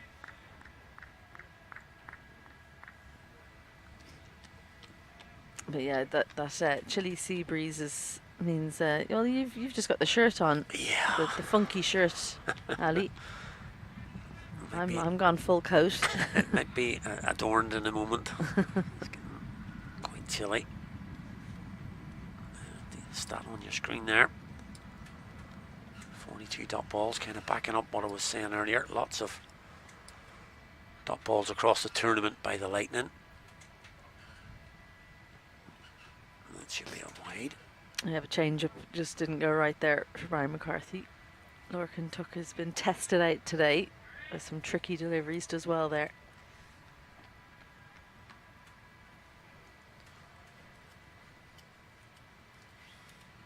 Yeah, just to go back on one that we've talked about over the last few weeks. You remember a few weeks back, my last week in Brady, we talked about the race to 50 wickets. Yes. Yes. I'll give you a wee update on that in a second. Okay. Because the fellow with the ball in his hand. Is he one away? He's moving up. You know, he's Still a couple away. He's a few away. Top edge He comes was almost off. one less away because that could have gone through to Tucker, but our favourite one over the top of the keeper, he just gets enough on that, does Liam McCarthy. Beating for pace, really. Yeah, does the windscreen wiper here with the bat. I don't think he was expecting this bouncer. Quite a sharp one, well directed. A windscreen wiper across the top, and top edge got the height that was required for a very welcome boundary for the Munster Reds. They've still got over 4 overs left, and they need McCarthy to do some of the batting because he's someone who really can find the boundary. Yeah, we've seen that Stormont, but a boundary in over here to really try and get this total up to something they can defend. That'll help. Down the ground and runs into the side screen. So back-to-back boundaries. First one not particularly fluent, but that's much better from Liam McCarthy. Down the ground, much more like him. Yeah, leg cutter, he read it. I think he was waiting for that slower ball. Liam McCarthy after the sharp one got a top edge, was sitting back waiting for the slower one, and trusted himself to get it straight enough. Mid off in the ring, long on's back, but he went for the sight screen.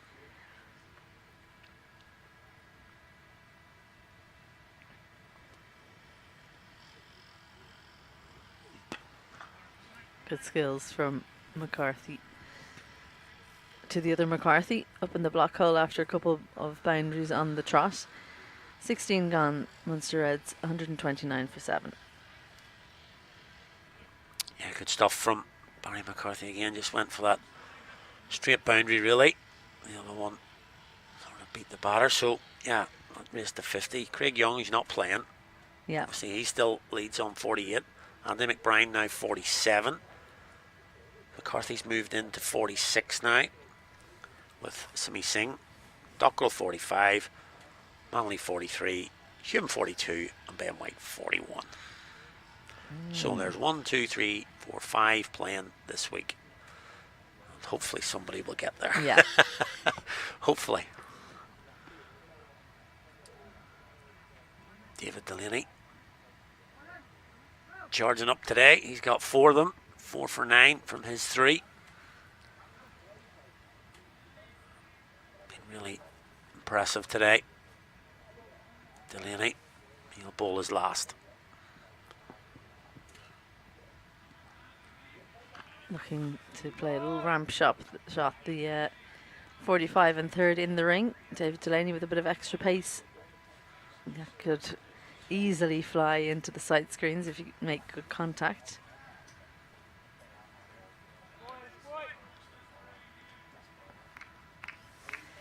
Yeah, I think I'd be tempted to bring Gavin Hoey on again. I know he hasn't bowled that well today, but it's a completely different affair bowling when Curtis Campher's not in.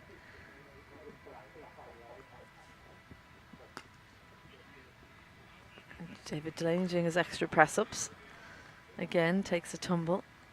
Yeah, I don't think he went down once last week at Brady. I think you'd asked me how many times you're going to fall, and I went for 5 or 6, and he fell once. It's probably been 3 or 4. Four times today already. Maybe he wasn't trying hard enough That's today. it. He's on his on his home turf. Obviously, not it's not Clontarf, but it's Leinster. So going in with renewed effort. He's having a look at the spikes though, so maybe it's more about the footing. It's got to be disconcerting, surely. If you're thinking, I'm going to hit the deck here, it's got to have some sort of effect on you. Remember when people started knocking the bails off at the non-striker's end, and Ollie Riley looking to get it over Barry McCarthy in mid-off. Yeah, people started knocking the bails off, and it was Stephen Finn who did it the most, didn't they? He? And people were saying, look, those bails flying is distracting, so they made it a no ball. Yep. Maybe it should be the same thing, it's but the next thing coming. Can you bring that in? It's going to be difficult. Is it Mark Wood does it a lot? It's like people are saying I'm too quick to stay on my feet. When you get renowned for something that isn't your bowling, it's not great. A little clip leg side, and he's got it in the gap. Gavin Hoyt's going to jump up nicely for him. Ollie Riley happy to take it on though. That bounce you said just bounces up into the hands. Quite nice for fielders actually. Yeah, there was a girl we used to play against who always did the splits every game, batting. I won't say who it was, but we used to always have a bet on about what over it was going to be and what number, because she used to open the batting. It was a long time ago now.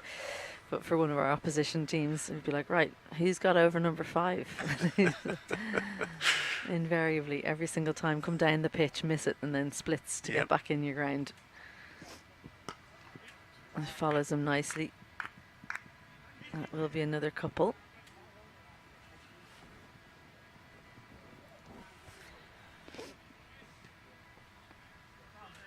David Delaney just showing signs of tiring a little bit out there. Nice for him to play T20 because he puts so much effort into his bowling. Only has to bowl the 24 deliveries as long as there's not any extras. Yep, just one ball now. Let's try and get a fifer. Quick little signal to Barry McCarthy at the end of his run up there, which... Yeah, he's like hiding. It's like he's playing tennis, doubles. Yep. And talking behind the tennis ball. That'll be 4. Doesn't work out. Hands on hips. So that goes for 4 off the last ball of his spell. I don't think he's got too much to be annoyed about, really. Triple wicket maiden in his first, and he ends his spell. 4 overs. There is that maiden. 4 wickets for just the 19 today. And a couple of balls almost unplayable thrown in as well. Ball quick, a bit of shape early on. Good performance today from David Delaney. This will just be that last ball, which he probably won't want to see again. I'd love to know what the chat was from Barry McCarthy there to David Delaney, but that little bit of width was all Liam McCarthy needed. He's been, I think, waiting for the one that he could play through there. Generally been backing away, followed well by David Delaney, who's bowled out now. There's 1 over left for Wilson. 1 over for, he's going to bowl this one. 1 over for McCarthy. And then the 1 over from somewhere else, either Devaraj, Hoey or Tector.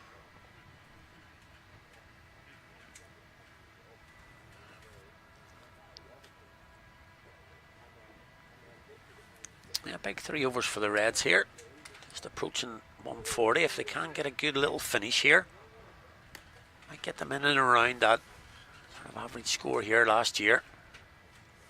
All about 165 to 170 was kind of in and around the average score, batting first. Little inside edge, and get off strike for Ollie Riley. The main job now for him is just to get Liam McCarthy on strike. He's looking well set, 26 from 20 for him. This is kind of his wheelhouse now, isn't it? Last 2-3 overs. Yep. Look to clear the ropes.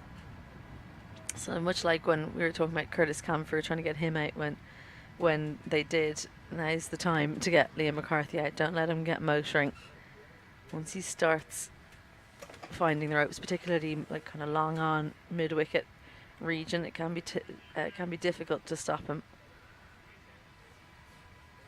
They're being quite meticulous with the field here. Not going to try one. But we're getting immediately coming round to McCarthy this time.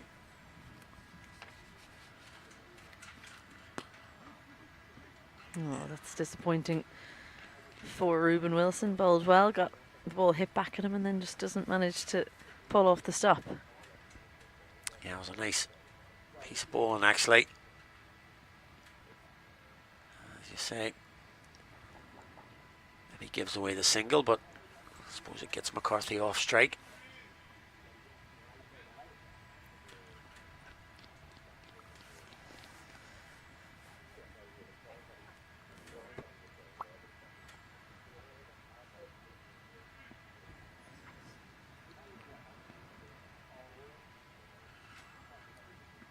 Riley tries a little something and it doesn't come off. I'm not sure that was what was required from Riley. He gets way too much of that and it just plops into the hands of Lorcan Tucker, really. Good skills, and you talked about his death bowling. Reuben Wilson bowls nice and full to the tail ender. Ollie Riley goes for 8 from 9, one boundary in there.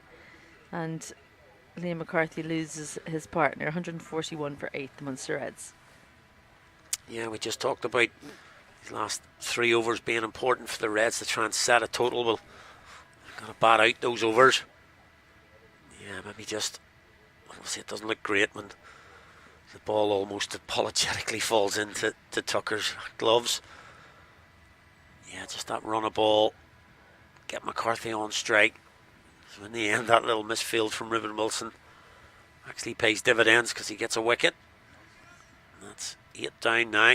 Barry McDonough comes out now and same job really. Same job. Go to run a ball. Get McCarthy as many deliveries out of these 15 that are left.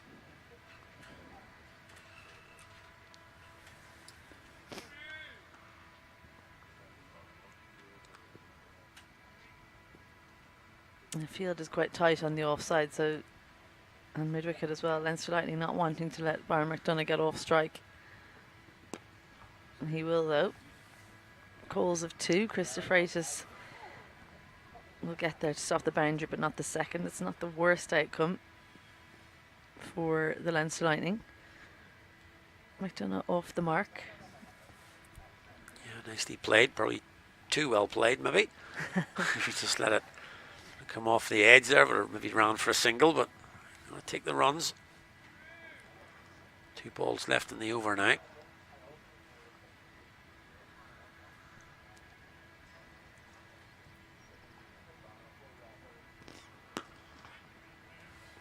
Goes the Yorker, but over pitched.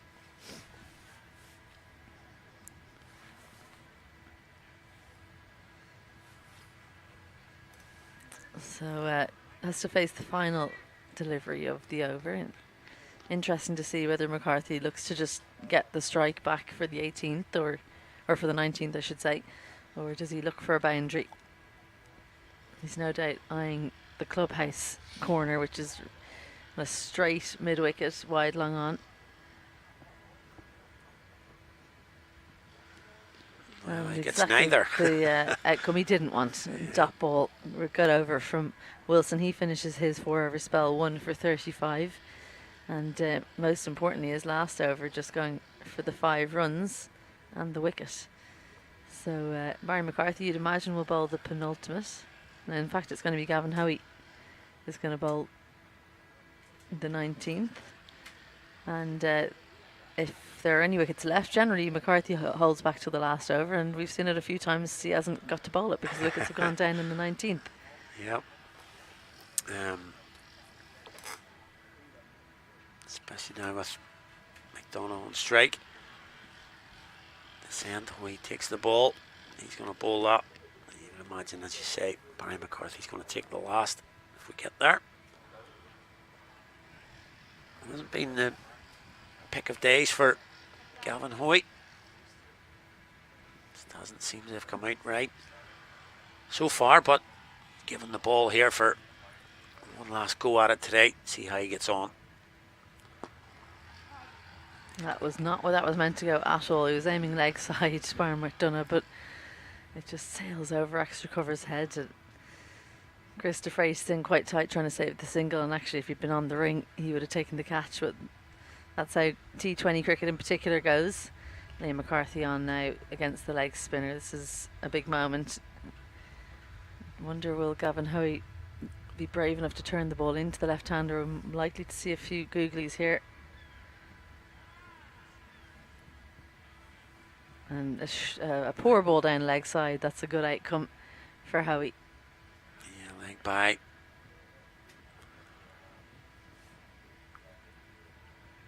Just 2 runs off the first 2, and again McDonough on strike now, so does he try and go boundary now? No, he's happy to take the single still. A nice connection. Yep. From McDonough. And Liam McCarthy, that last ball that he faced, he was trying to hit it so hard. I think that's the problem. So a little bit of he's on a slow leg spinner, Gavin Hoey gets it through usually pretty quickly.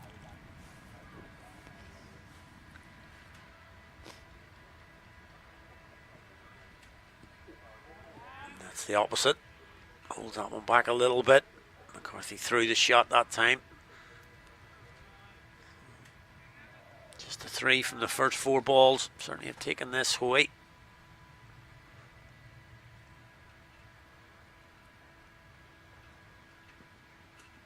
Floated and deposited straight back over the bowler's head. An easy swing there from Liam McCarthy.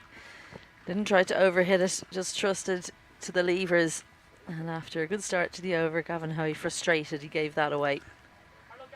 Yeah, you can hear the release of frustration from Hoey there, as again, as soon as that was hit, there it is.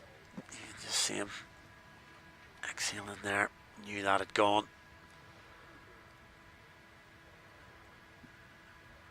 Short and protection in the deep, very protected as well, bounces up nicely into the hands once more. So not the worst over from Gavin Hoey. The 6 runs spoiling it a little bit, but the 150 came up with that 6 as well. 154 for 8 with 1 over to go. You just take the 1 this time to keep McCarthy on strike, to face McCarthy. But yeah, look, they've got themselves up to 154 now.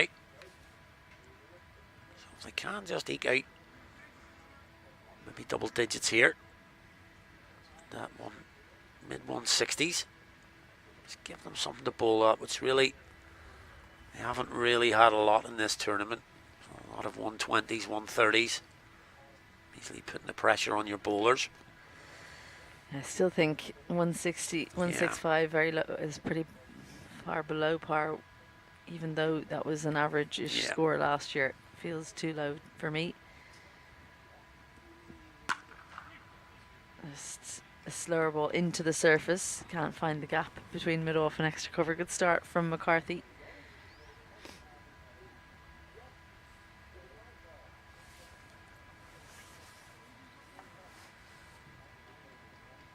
Yeah, you do just feel that if there were wickets in hand and you've got 3 or 4 overs to go, it does look you can score quite quickly in the last 3 or 4 here. So don't really have the wickets in hand, the Reds, to really go at both ends for sort of 3-4 overs at the death.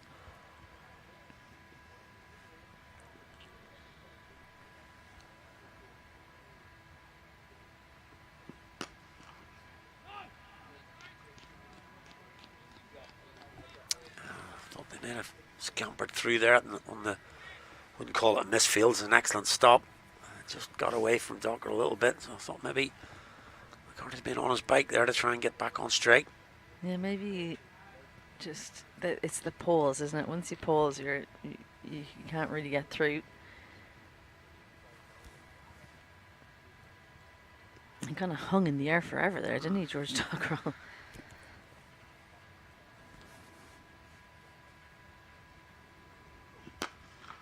Nice strike down the ground.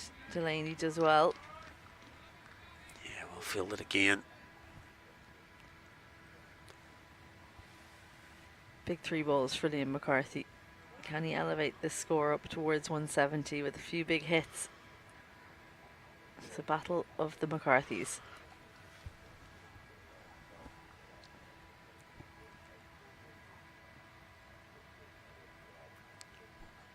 Yeah, Barry off the long run here. Liam's targeting here right now. Clubhouse. Good line from McCarthy, from Barry McCarthy. Yeah. Just keeps it wide enough that Liam McCarthy can't target the clubhouse end. Field set well as well, and Tim Tector, the number one anticipator in the team, in the right position. He's doing some yards as well, Tim. He's just got to open the batting soon. Yeah. Gone from extra cover for the left-hander to deep point for the right-hander. That's really asking a lot of the young man. There's been 3 singles as well. Yeah. I think you've nailed it there, young man. Plenty of energy there. McCarthy in again. Short ball. Trying to get through for the bye. That's as close as it can get. That's bounced over the stumps, just showing the dryness of the outfield. How that's not gone into the stumps, I just do not know. Good throw with the glove on as well. Oh, it is. Good effort. Not sure that wasn't over the head of McDonagh. Quite tall, but I still think that was possibly a wide there. Big week of T20 cricket in Pembroke. They've got the festival and the women's T20 final on Friday, and then the men's semi-final, one of them here, and then the final as well on Saturday, full toss. But again, the line was the key there from Barry McCarthy. So really good finish from the Leinster Lightning, and Munster Reds below par there, you'd have to say. 159 for 8, but a good recovery. Found themselves at the end of the power play 48 for 5, so I think at that point we weren't thinking they'd get anywhere close to this. Liam McCarthy and Curtis Campher are probably the two standout batters. Yeah, you'd say it is a little bit below, but you're quite right. When Delaney was running through that middle order in the 6th over, we were thinking we're back into 110, 120 territory. So Campher's come to the party. There is the scorecard, as you mentioned. A couple of starts up top, but again couldn't kick on. 15 for Mudgill. Dohney went for 12, and then David Delaney came in that 6th over and blew away PJ Moore, LaRue and McNally then for single figures. Campher stood tall, 57 for him off 35, and he went. So we thought that was a little bit of a problem for the Reds, but McCarthy's come in there. He scored 37 off 21. Might be a little bit disappointed he couldn't get a few boundaries at the end there, but Barry McDonagh helped them out, and they reached 159 for 8 from their 20. A little bit of a start from Mudgill and Dohney, 27 in that partnership, and then Moore and Campher looked pretty comfortable before Delaney came in. They made 20, but it was Campher and Safi. That was a partnership dominated by Campher. He made 37, but Suleiman Safi importantly stayed with them as they put on 50, and then a few partnerships at the end helping to elevate the Munster Reds. Bowling for the Lightning, led off yet again by Barry McCarthy.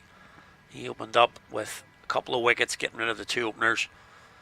And Reuben Wilson was a little bit unlucky for those 35, went for a couple of edges, did pick up a wicket, and a terrific catch from him as well. Deverage a little bit expensive today, and Gavin Hoey wasn't his best day with the ball. Went for 32. Harry Tector picked up 1, but the standout man there is David Delaney. He takes 4 for 19 from his 4 with a triple wicket maiden for the last over the power play. An excellent day from the Clontarf pacer. Now, the only disappointment, I think, for Leinster Lightning, they didn't manage to take all 10 wickets, but they will be hoping to take all the points as they try and chase down 160 for victory and continue on their brilliant run since the loss in the first day. Make sure you stay with us, because coming up in about 10 minutes time we'll see the Leinster Lightning reply.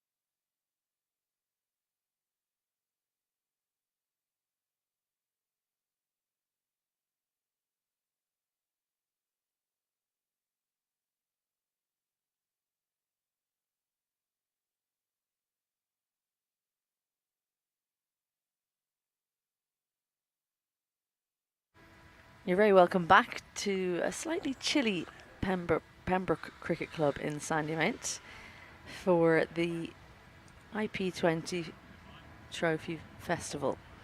The last of 4. Leinster Lightning, they have been generally faultless since day one when they lost their opening fixture, and they're looking to continue on their merry way against the Munster Reds here. Brilliant performance with the ball. Restricted the Munster Reds to 159, and it's going to be 160 for victory. Top run scorer in the tournament, Tim Tector. Top run scorer so far. He's broken his own record from last year already with 3 games left to go. He's on strike. Chris de Freitas at the other end, the stylish left-hander, and another Pembroke man, Barry McDonough, opening the bowling for the Munster Reds. So, Ali McCalmont, you're trying to construct a win for the Munster Reds. What do they need to do? Get rid of the fellow that's on strike right now. That'll be a start, because he's been excellent, and it's going to run away and work to do straight away for Ben White. He can't get round, so even the edges are going for 4 at the moment for Tim Tector. Runs away really quickly. Did he play this intentionally, or was it a genuine edge? No, it was intentional, right off the full face of the bat. He knows the angles here. Tim Tector, PJ Moore looking to see, can he come around? He's in short third, doesn't manage it. A very wide straight boundary there, so the angle is tough for Ben White at deep backward point. Boundary off the first ball. Nice shape. That was the kind of delivery that got Stephen Doheney. He played a similar shot. Probably just didn't get quite as close, but his foot didn't get quite as close. He obviously got closer because he got the edge, but the footwork a bit better from Tim Tector there. Curtis Campher in slip. He's recovering from a nasty finger injury. Got that just before the West Indies series. He was a big loss. There were a few big losses. That's a big wide. And Stephen Doheney here. Welcome back with the gloves. And that was a very difficult one. That's gone for 5 wides. Not the start the Munster Reds needed. Yeah, definitely not. It's a little bit of an effort ball there, but really started off down leg and went further.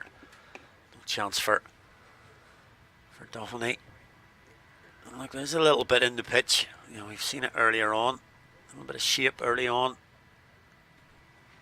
for McCarthy, Wilson, and then Delaney. This pushes that down into the leg side for a single. Chris de Freitas had a bit of traffic on the way, but manages to get home safe. 160 they're defending, so at 5 wides, it's the kind of thing that as a team it just deflates you. You feel the energy dropping. You look up and there's double figures after 3 deliveries. It's like too much happening. Already 10 on the board. De Freitas to face his first ball. Good touch as well. Yeah, they're just so good at that. Little small parts of the game.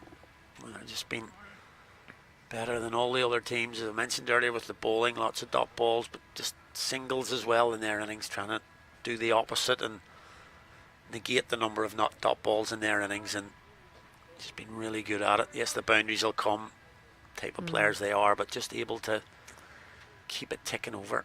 Yeah, if you just look at that dot ball number in the first innings, I mean, it was up around 50 with a good bit of time to go. As a team, if you can manage to score boundaries like Tim Tector has in the first over, so that's one to start out the over and one the 5th ball, and then only 1 dot in that first over, they've managed to get a single off the other 2. If Munster Reds had done something similar, if they'd halved the number of dot balls, they're up around 60, and they would have made it comfortably up towards 190. This makes such a difference. T20 cricket, it just looks so easy from Tector, to be fair. Beats him off that last delivery. Yeah, but that boundary down to square leg rather just looked so easy from Tector. He just kind of just leant on it a little bit and it raced away. And that's the problem for the Reds. There are scoring areas on this ground, so you've really got to continually take wickets, you feel, to stay in the game. And when you do that, sometimes that creates the boundaries then because you're trying too hard. Yeah, when your good balls are going for singles, it's very, very frustrating because you know there are going to be boundaries. Someone's going to do a bit of invention. There's going to be a bit of luck, like a top edge, and yeah, just went too straight on that occasion, didn't he? So Chris de Freitas on strike. It's Liam McCarthy. He's going to come from the Willfield Road end. Similar field. In fact, it's the exact same field. He's got no mid-wicket, mid-on in place.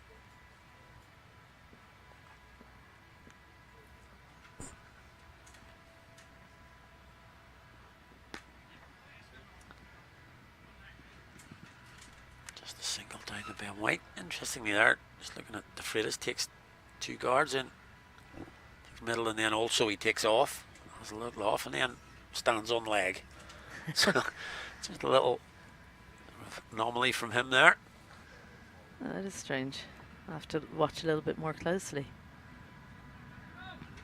Yeah, really interesting to see how Ben White goes because we were talking about Gavin Hoey being the standout leg spinner and then he didn't have a good day today on his home ground. So how will Ben White fare when he gets an opportunity? You'd imagine it'll be very soon after the power play finishes.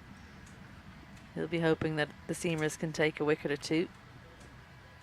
Sharp from Liam McCarthy. He's just checking to see is it one for the over. I don't think it is. So nice height from him, good speed. He's found a good length straight away against Tim Tector. Yeah, that one zipped through. Hit the gloves of Doheny quite hard. He mentioned about the 3 seamers for the Lightning got a little bit out of this pitch, so Liam McCarthy be looking to do something very similar. Just adjusts this time. Tector just runs it down for single. I feel like Stephen Doheny's shirt is showing how much cricket there's been in the last month. I was going to mention that when he was batting and then he got out about 2 balls later. But yeah, if you just watch the 22 on his back here, it's seen better days, let's say. Yeah. The gear has had a lot of washing to be done. Curtis Campher just changing things up a little bit, trying to create something. He's gone more to third slip, would you say? Or even maybe wider, gully, possibly, yeah. And call for 2. They should manage to come back. PJ Moore not able to keep it to 1. Such a huge space there in between mid-on and square leg.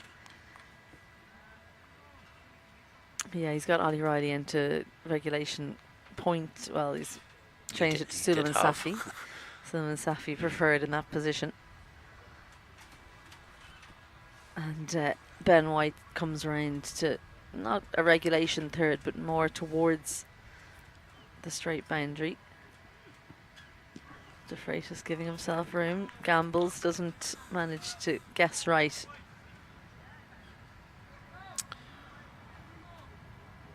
Yep, played well in that last game. Brady, de Freitas. As I say, these good partnerships these two have put on. One's usually kicked on into the 60s and 70s.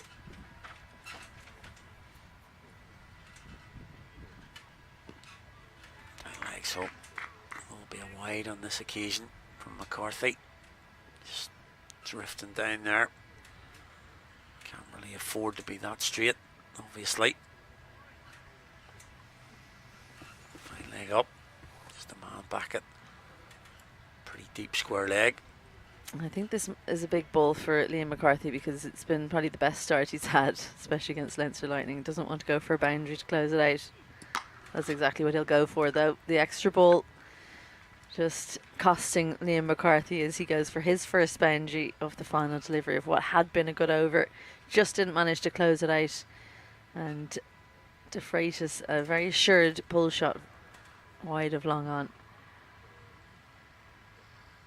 He's got that in the gap, as you say, very assured indeed, very comfortable for him.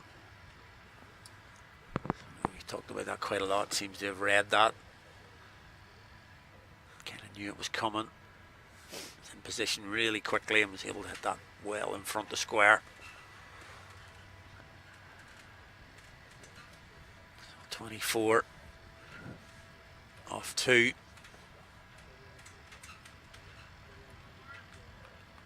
Already, just 160 on the board. Usual sort of way for the Lightning is to get a good power play and then build from there. That's nice from McDonough. Beats Tector again. Seen a bit of that. A bit of a waft from Tector. Haven't seen too much of that from him. Plays and misses outside off stump.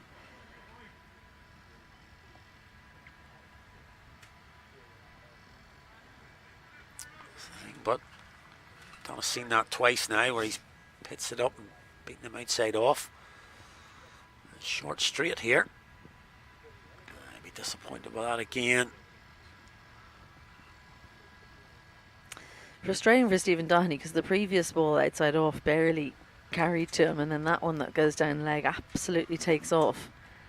So it's hard for the keepers to judge how far back to stand. We saw it from Lorcan Tucker as well. There was one from Melvin Deverage that just didn't carry, and then the next one that was missed or was left alone was zipped through.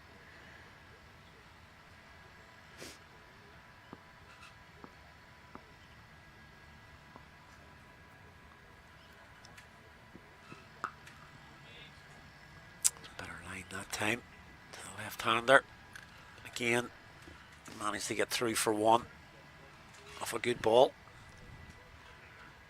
He's expert at that, Christopher Freitas. Just moves his body either inside the line or away from the line, depending on whether he's trying to pop it into the leg side or get it in a gap on the offside.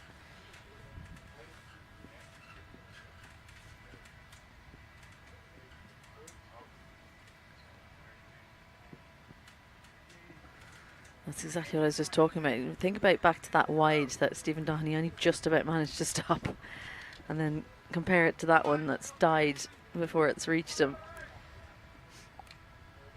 Might be just what they're talking about there.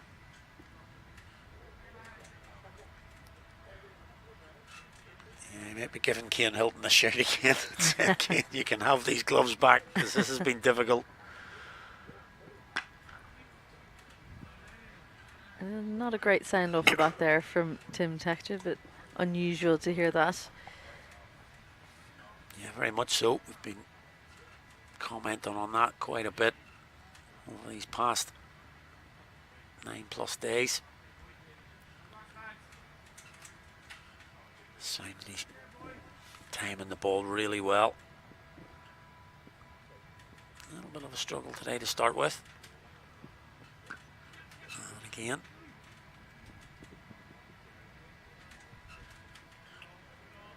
Good work from Ollie Riley to come round and back that up. Good judgment from Tim Tector. They didn't get great contact once more, but he knew that he'd hit it into the ground and Suleiman Safi wasn't going to be able to stop the single. So once again, good start to the over. Can Byron McDonough make his way out of the over without conceding a boundary? Liam McCarthy didn't manage it last over. And he does manage to follow De Freitas, who was looking to try and get one away there. Good over, good comeback over from McDonough. Just the 3 runs in it, and after 3, Leinster 1928 without loss. Yeah, it was a good over from McDonough. Just that one really sort of poor delivery down the leg side, but yeah, 4 in it, of course, because they ran the one on the wide, didn't they? Apart from that, it was fairly good over from McDonough, as you say, on the comeback. They really could do with their premier strike bowler getting a wicket for them here, just to open up an end here and try and get a new batter in. 3 overs gone. Timed the ball well, these two, but still 28 on the board. That's absolutely flown. They need those to just find their way into the hands somewhat like Reuben Wilson's catch, although that was a complete screamer, but needed to go somewhere near a fielder to give them an opportunity to take a wicket here. Yeah, it's just off to our right here. I'm on that. Took the edge of the bat. Immediately looked to the side. Thought it's going to look. No, it's just well away from McDonough. And just the way it goes here for the Reds. There are only 2 fielders there, so you would be a little bit unlucky, I suppose. But it's those little things that could go your way. Expecting the short ball, Christopher Freitas just sits back. The ball sits up for him. He helps himself to another boundary. He's taken a liking to Liam McCarthy today, has De Freitas. Yeah, just a little bit later on that one than the one in the last over. But still in good position. Gets the hands through the ball. Again, pulls it in front of square. For the last 2 deliveries he's faced off McCarthy. 2 boundaries. Changing the field now. Taking fielder from that offside ring. I brought into mid-wicket. Slip comes out into that sort of fly slip that you wanted earlier on today. Yeah, I don't know. He's a bit close. He's got to be in the ring, so yeah, he's got to come up a couple of steps. Oh, and that's a good comeback delivery. I didn't know much about that, Christopher Freitas. That's that in-between length. Still can't decide whether he should have been forward or back there. Yeah, nipped away as well a little bit. Just the thing he did well there, Christopher Freitas, was he just held the line, kept his bat in front of the stumps, said if you're going to hit my stumps, my bat will be there. If you're not hitting the stumps, then it'll go through to the keeper. Going to have a quick chat with Liam McCarthy, and the field goes back to the way it was. He's saying keep it up around that area. Don't worry about mid-wicket if you bowl that. Oh, and he's got good pace through. Too quick for De Freitas on that occasion. Sounded a little bit fleshy.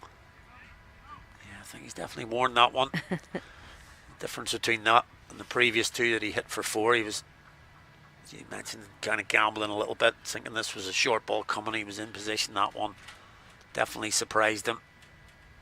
Takes him on the body.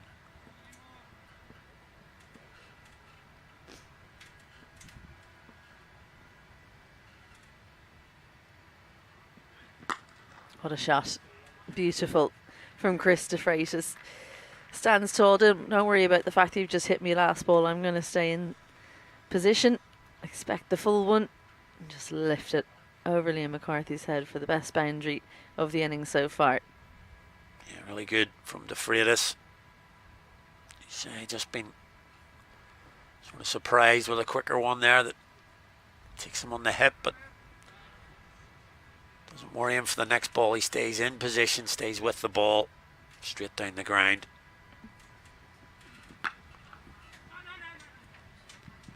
Happy enough to just keep out the last ball with those 2 boundaries in the over.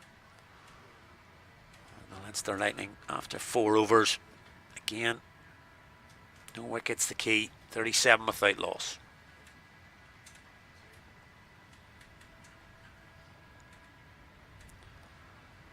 It's down in front of the pavilion here at Pembroke. See some of that ninth. There's Rossa there, and top right, a couple of Warriors, Andrew Balburney, Jake Egan, Coach Boyd Rankin.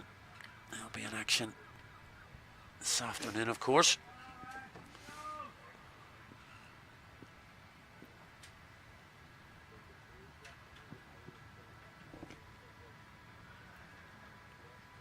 Lots to do for Stephen Downey. Yeah, it's moving about, it's up and down. Plenty for him to do, as you say. Yeah, Byron McDonough is bowling his 3rd in the power play. First over is expensive, second one just went for 4. So he's hanging on to it. No Ollie Riley so far. You'd imagine we might see him for the 6th. They'll be hoping to do exactly what David Delaney did. Finally gets one through. Tim Tector sweating on that full one straight. No movement now for Byron McDonough. Maybe the swing just gone out of the ball. And so Tim Tector helping himself. Yeah, you don't even often see, rather, Tim Tector below 100 strike rate. He's rectified that with that shot. It's the first one he's really got through. I think it is that lack of movement now in the 5th over. Not so much shape.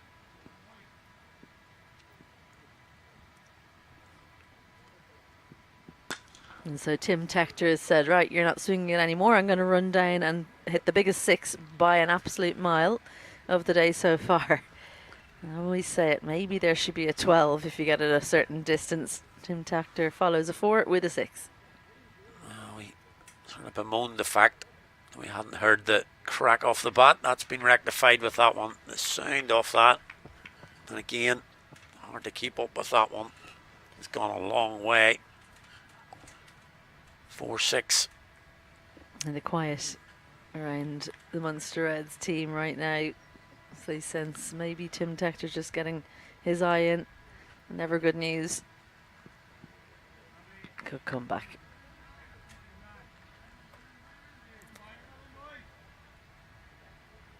Yep. Didn't really mention it when he got to that. But that's the first player to go 300 runs in the series. T20 Trophy Series. Tim Tector, the first man to go past 300. Yeah, great record.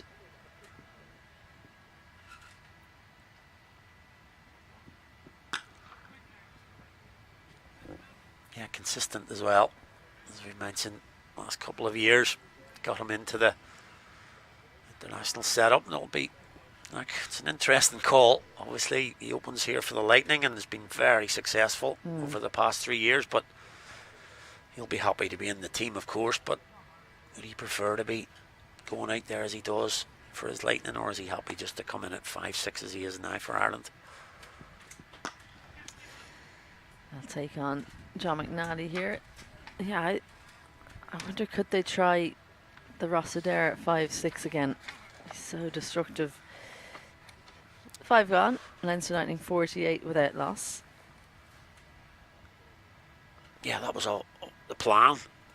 When they played South Africa, it was the plan to bring Rossadair, because he'd batted for the Knights at 6 and 7 for a season just to get him prepared for that. And then, obviously, Lorcan Tucker was about to go up and open the innings and got clocked on the head, and that was that. And the rest is history, as Rossadair goes out and gets 100 and has kept his place there. But just it's the opposite now for Tim Tector. He's now opening for his provincial side and doing really well, and that's got him a gig with the national team, but he's not doing the same. And it is completely different opening the batting in T20 to coming in 5-6 usually.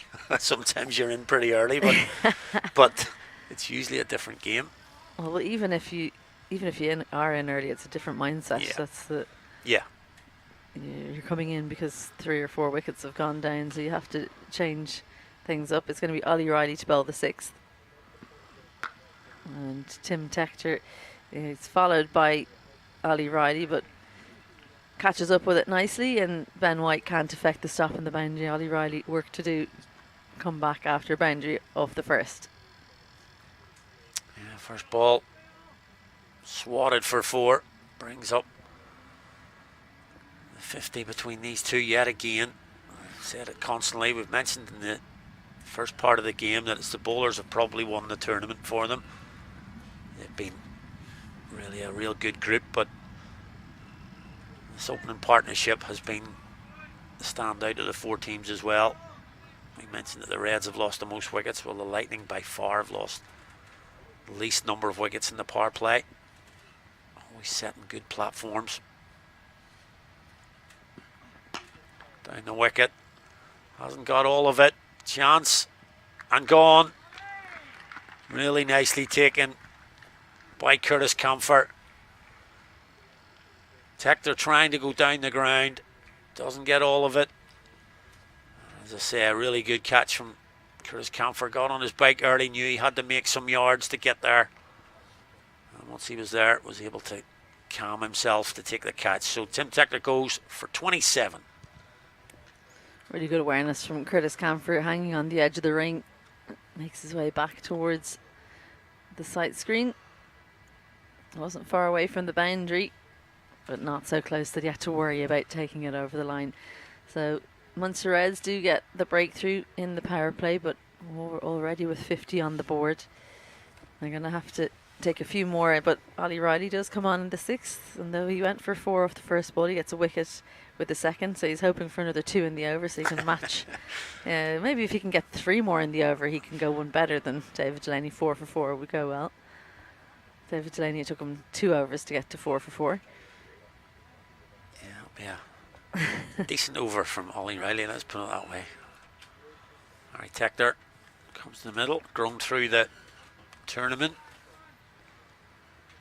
I could be the first one to say he didn't have a great time in Cork, but as we've gone through the last 3 weeks, certainly grown into it, as I say. That's a good ball, really nice ball, bit of shape still there actually. Not the worst ball. Nice, such first up. An enigma, isn't he, Ollie Riley? Very hard to line up.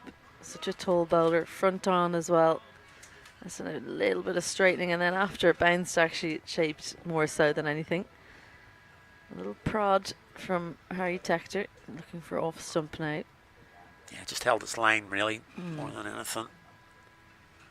Yeah, angled in, held its line, and then obviously the way that it's bounced, seam stood up, it swung away.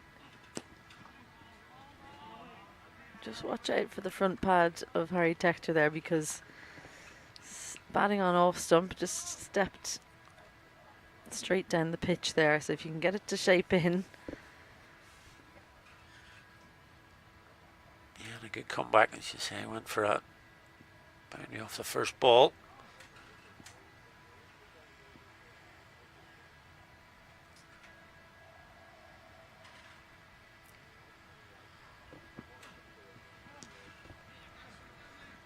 A real giveaway again. And Stephen Doherty throws his head to the sky. He feels he should have done better there. Maybe a bit of footwork as it angled in towards the stumps might have helped him cut that one off. Just kept on going down leg here. Ollie Riley looking to target the pad of Harry Tector. Yeah, just the wrist position there. Just seemed to push that down the leg side.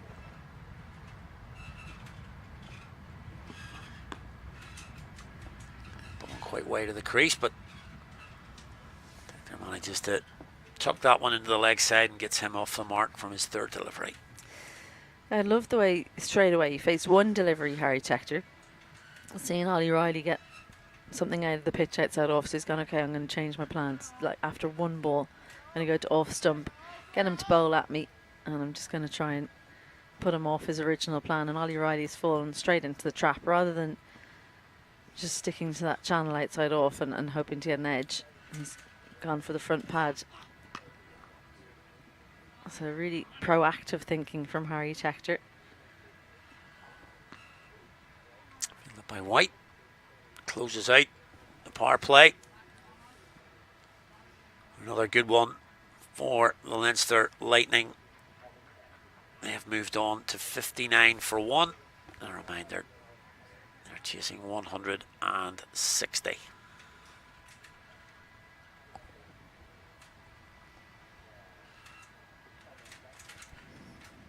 Ben White, the leg spinner, coming on from the St. John's Road end. He, if he can take another fiver, he's bookend his tournament with a fiver in Cork and then one up here. And Munster Reds will be well in with a shout. At the same period in the game after the power play, Munster Reds were 48 for 5. That was after David Delaney bowled a triple wicket maiden, so a very handy 6th over. Yeah, not the worst.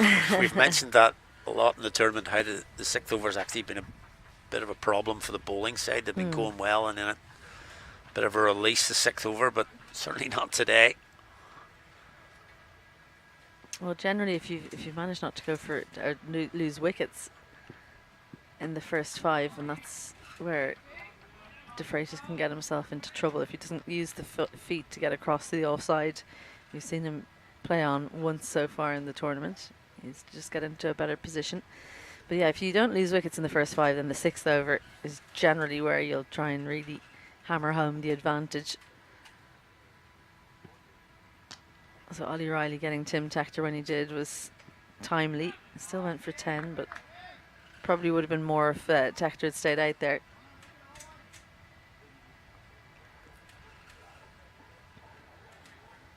Yeah, Chesterfield has been sort of caught by the spin a little bit occasionally in this tournament, just trying to push it into the leg side. He's trying to hit it a little bit square at times, getting his feet in the right position just a couple of times, but similar in that first ball.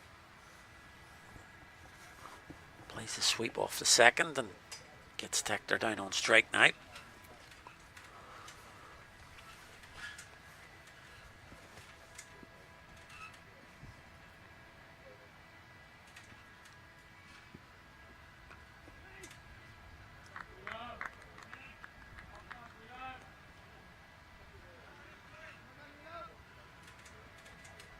Long off, long on, mid-wicket square, cover out.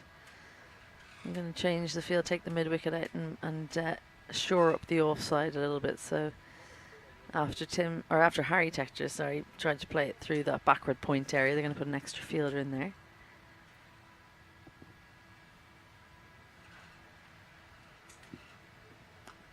Straight to that fielder now. That's a good execution from Ben White. Yeah, picked them out perfectly.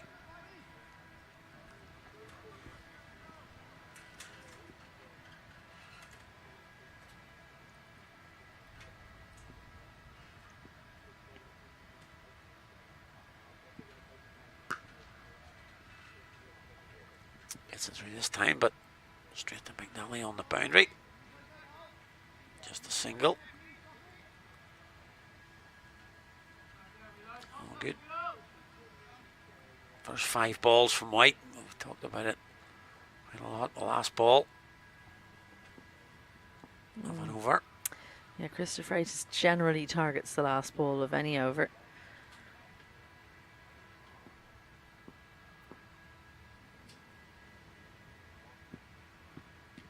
Beautiful. Really nice. Good drift away from the left-hander. So great introduction over from Ben White, and the battle of the 2 leg spinners. He's on top today. Yeah, there's something to look out for. I mean, Ireland's head coach is here today, so you know, little things like that to watch. You know, Hoey pushing. We always talk about you want players challenging for positions, and having somebody behind you will always drive you on. So I don't think there's any doubt that Hoey's been the better bowler over the tournament, but just in that little over there, he just gave it a bad day. Gav, I'm going to show you today. Yeah. See if I can pick up a couple of wickets and try and get my team back into the game, but also individually. What a shot that is. Dances down Harry Tector. Just sensed Ollie Riley might overpitch. Finds the clubhouse boundary. Gap between extra cover and mid-off. A shot of stature there from Harry Tector. Yeah, pretty disdainful really. Just a couple of steps down and hammers it through the covers. Not great hockey skills there from Morgan Tucker. Come back, but happy enough to take the single again. I think was Lorcan Tucker expecting the ball to bounce maybe up off the rope. I'm glad it didn't, because it could have taken the top of the bat and really been dangerous for the people behind the fence. Yeah, good cricket though. 4 followed by a single. I knew that Ollie Riley would likely get back on his length after that shot.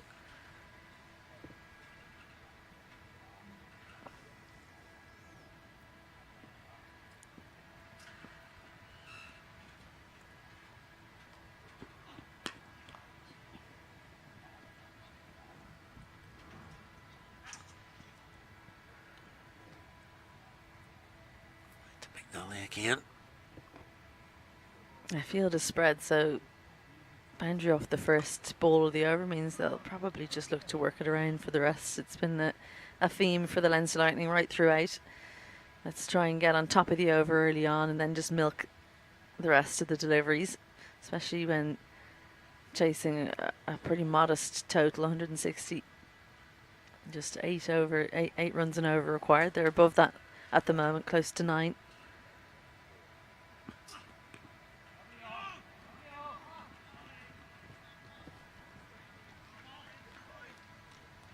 Yeah, I think that's right.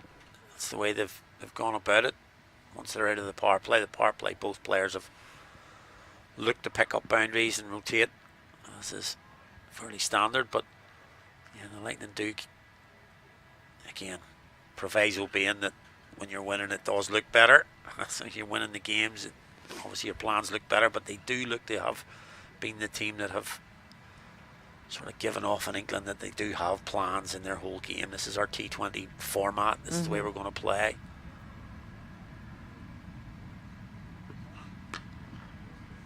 And I think one of the things about being able to select a team that suits your plan rather than just making your plan suit your team, that's a real, luxury for a coach. You say, I want a centre mid that's going to do X, and you can choose from among 4 different players if you're doing football. So for cricket, at the top, they want a left-hander, so Chris de Freitas fits that bill. Want him to be able to rotate because they've got a power hitter in Tim Tector.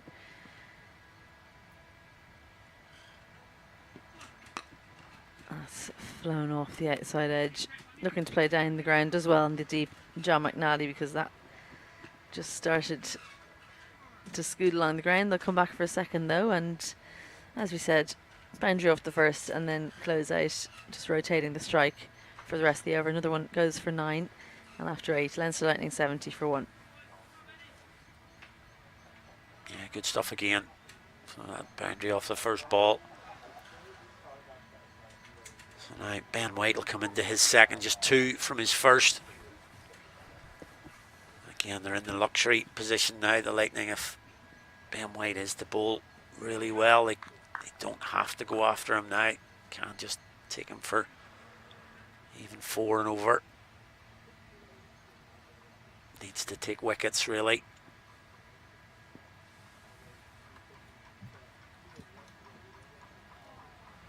Not so much for that. Harry Tector again going for that first ball boundary. Was looking big time there. Doesn't get anything on it. No, I think he did. Get a nick on it, did he? Hands to the head for Ben White. It's definitely given his runs. Stephen Doheney, makes a good effort, but it gets a good thick edge and goes over the shoulder. So he was looking to score it down one end. He got the boundary at the other end. There's that one angled in. Got the length he wanted to punch it down the ground. These players, of course, know each other so well, don't they? The Ireland players in particular. Harry Tector's well aware of the skills of Ben White.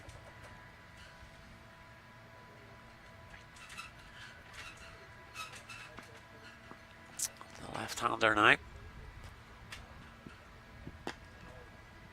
He does like to come down the pitch, doesn't he? Yeah. Chris de Freitas to the spinners, so Ben White was probably had that in the back of his mind.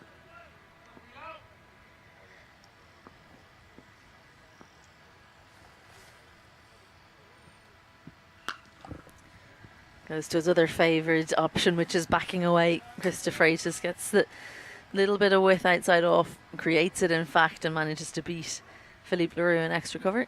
A very stylish boundary. Yeah, it's a really nice shot.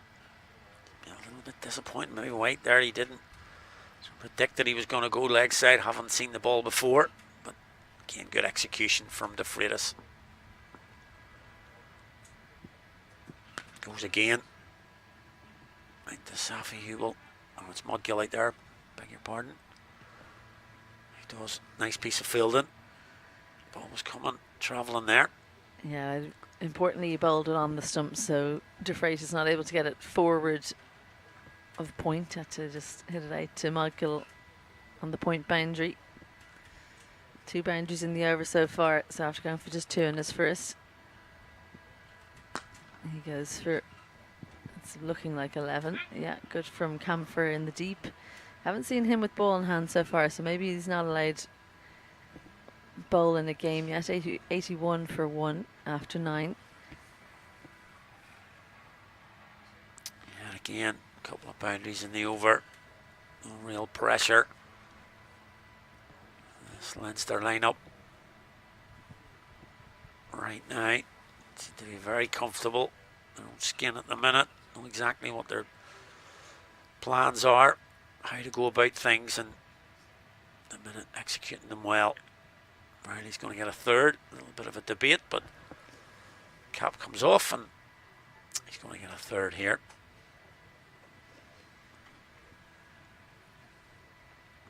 Well, Harry Tector targeting the first ball last over. What will he do this time, and what can Ollie Riley do to counteract?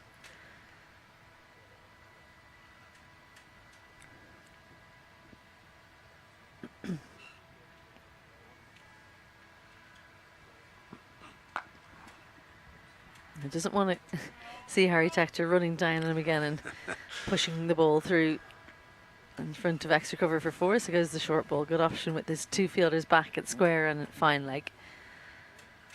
The left-right hand combination has everyone scurrying to change positions whenever there's a single, and there's a single very often. Yep. So between that, again, he's going to change now. The left-hander coming around the wicket.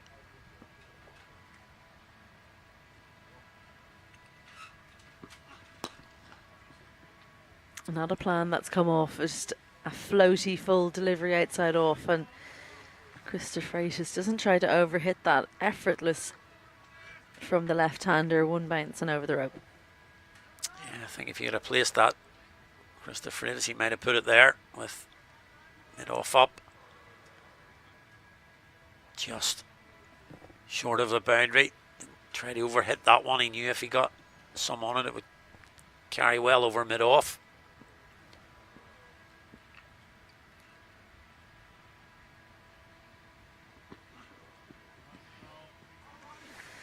He could come back again, and you can see a difference in the body language after he's hit from a hit for a boundary, Ollie Riley. And something that he needs to maybe look at is it shouldn't take a boundary being hit off you to bring that extra bit of energy. It's only 24 balls that you might have to bowl in a T20. Can he bowl with that energy? Can he bowl those lengths before he gets hit for the boundary?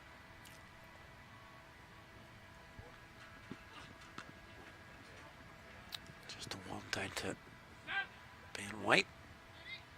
Third. Not a great throw. Yeah, Stephen Doherty looking a little bit fed up there with the gloves on.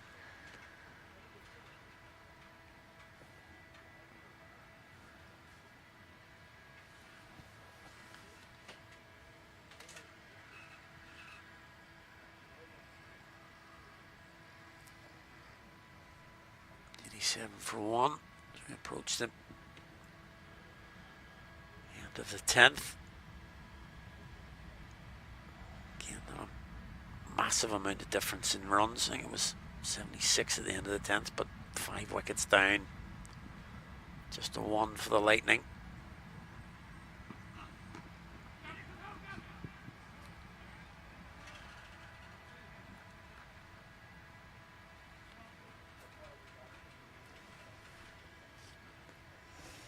So almost halfway through the overs in the chase, and run rate close to 9, required run rate closer to 7. Leinster Lightning in an imposing position. Christopher Freitas well set, 32 from 24, and Harry Tector going at a run of ball. Something needs to happen here. It's a pity that Curtis Campher can't bowl, because he's a man who tends to finds a way to make a breakthrough. That was a thin edge from Harry Tector. Gets enough on it to send it to the boundary once more, and again 2 boundaries in the over means it's a good one for the Leinster Lightning. Just a little bit too straight on this occasion, Ollie Riley. Yeah, just goes wide of the crease again. Just a natural angle in, and just push down there, and a little feather on it from Tector, and it runs away for another boundary. We've said that a few times over the last 10 or 15 minutes, couple of boundaries in the over, and with the numbers we're talking about here, we're down to just 69 required now. There are still 10 overs to go. At the same point, Munster Reds were 76 for 5. So they managed to rebuild pretty well, and in fact they added 50 for that 6th wicket, but once Suleiman Safi was got out, it put the brakes on for the Munster Reds. John McNally with his first over, he's had to wait for half the innings so far. Top edge, sailing away. Just a little clip from Chris de Freitas and goes all the way for 6, not the start John McNally will have wanted at all. No, definitely not. Sort of banged in halfway. De Freitas is in now.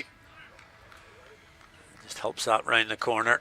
There's a man at square leg, there he is, McDonough, but that was helped behind square. Went all the way.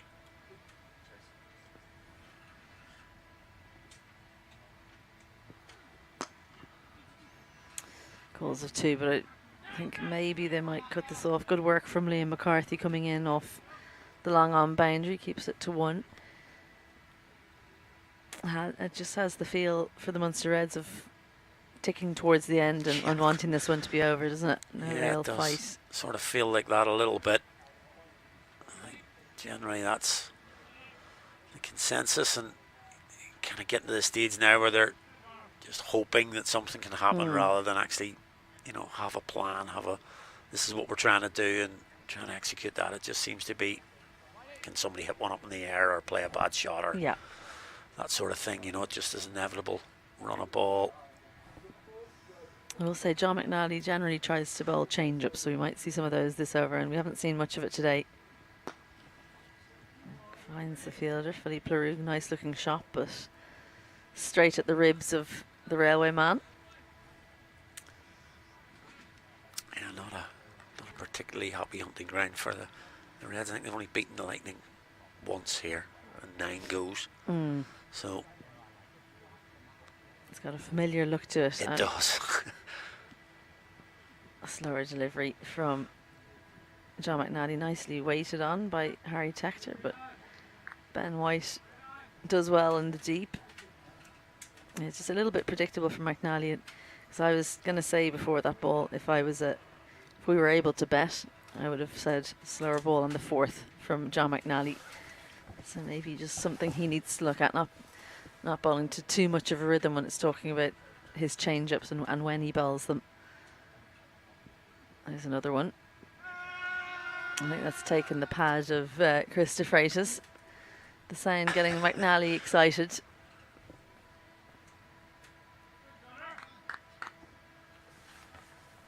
Yeah, Chris de Freitas thinking he possibly should have made more of that. Let's see if it does take the pad. Yep, there it is. Yep, good decision. Well, the timing. If you didn't have the slowdown like we do, the timing could have fooled you into thinking it was the bat. Just too many slower balls lined up, sat up for Chris de Freitas. The 100 comes up with that boundary, and John McNally comes on. 12 from his first over, 11 gone, and Leinster Lightning looking well set. Partnership of 50 there as well, 51 runs, and de Freitas dominating 26 from 16. Harry Tector keeping up though pretty well, 20 from his 18. Yeah, not a great ball.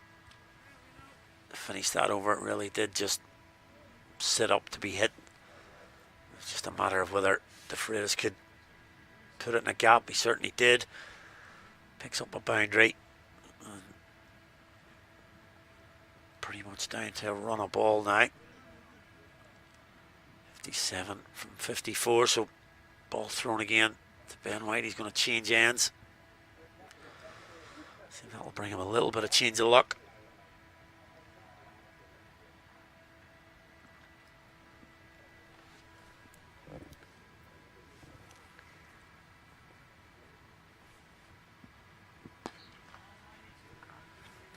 Just go through maybe a little bit more quickly than Harry Tector was expecting. I think the key there is he doesn't try and go too square with his pull shot. He always gives himself the opportunity to play with a straight bat. And then if it sits up a little bit more, he can add in a bit more bottom hand, but it just means that for a spinner, it doesn't really matter if they get a little bit more pace on it, you're still not going to get bowled. But if Chris de Freitas, he's gone a totally different way. He's generally backing away and looking to play with the flat bat.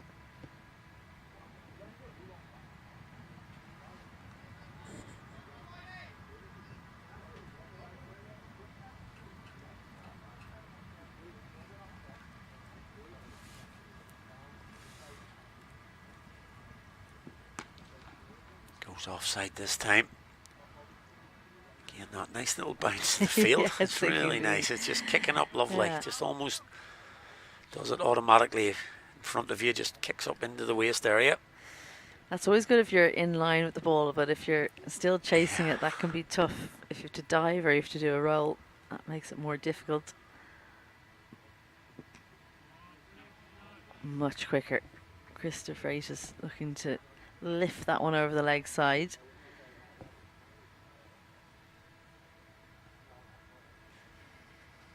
Just 54 required with 50 balls remaining. You'd imagine Leinster Lightning will be targeting that 16th over again, see if they can get another bonus point. And Chris de Freitas is targeting the straight boundary. That's gone all the way for 6.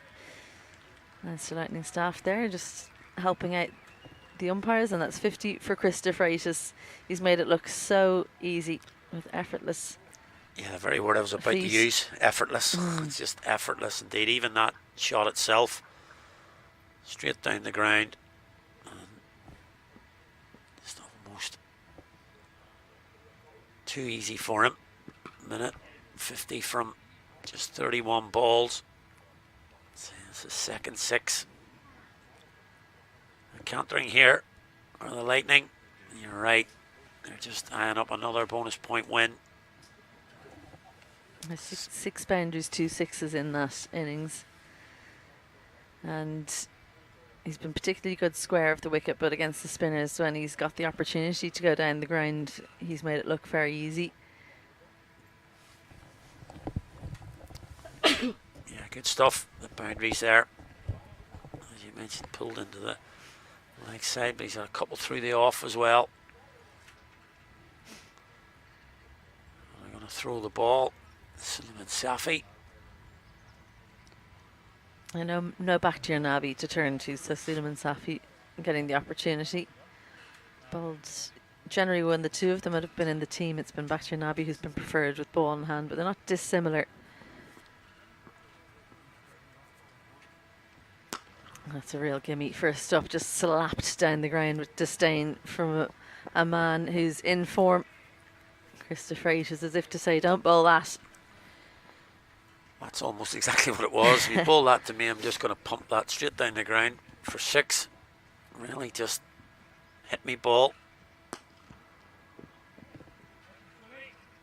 Into the pitch from Suleiman Safi, a little bit better that time, just a bit straighter and slightly fuller. He's obviously worried about getting hit back over his head, which you can understand. And again, class. Stand and deliver. Pure class from Chris de Freitas. Yeah, beautiful shot. No pace on the delivery really. Able to sort of pick where he wants to hit it. That time goes over LaRue. He just asks his skipper, do you want me to stand on the ring? I think it would have mattered there. So short from Suleiman Safi. And I can understand he is worried about de Freitas coming down and playing on the front foot, but the way it's just sitting up. It's giving him so much time to decide whether he's going square, straight. Yeah, I think when Harry Tector was bowling it, he was obviously bowling into the pitch, but he's a much taller man, so it adds a different dimension. Suleiman Safi much shorter. He's not able to get the bounce that Harry Tector was able to. There's the flighted one. I think it's going to be called a wide. They're going to come through for an extra. Oh, just a bye. Stephen Doheny not able to collect. It's not been an easy return to the gloves for him. A couple of gambles with the selection maybe not paying off for Munster Reds. Much better from Suleiman Safi. Trusts himself to pitch it up, so much better finish to the second half of the over, but 10 off the first 3 means that after 13, Leinster Lightning 125 for 1. Yeah, we just mentioned that 7 straight wins with a bonus point. And obviously that game that was abandoned got them 2 points. That takes them up to their 37. Having lost their first game of the tournament, pretty faultless since then. So 3 overs left to get the 35. Don't worry too much about that, but just keep it a nice symmetry for the Lightning if they did so.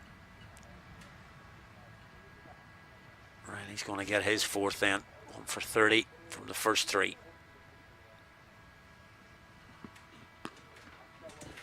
A little dance down from Harry Tector, and keen to come back for a second. Just makes it so difficult, doesn't it, for the bowlers, the different styles of the 2 batters. First, there's the left-right hand combination, but very, very tall man and long reach, and Harry Tector, and then much shorter, great with his feet from Chris de Freitas.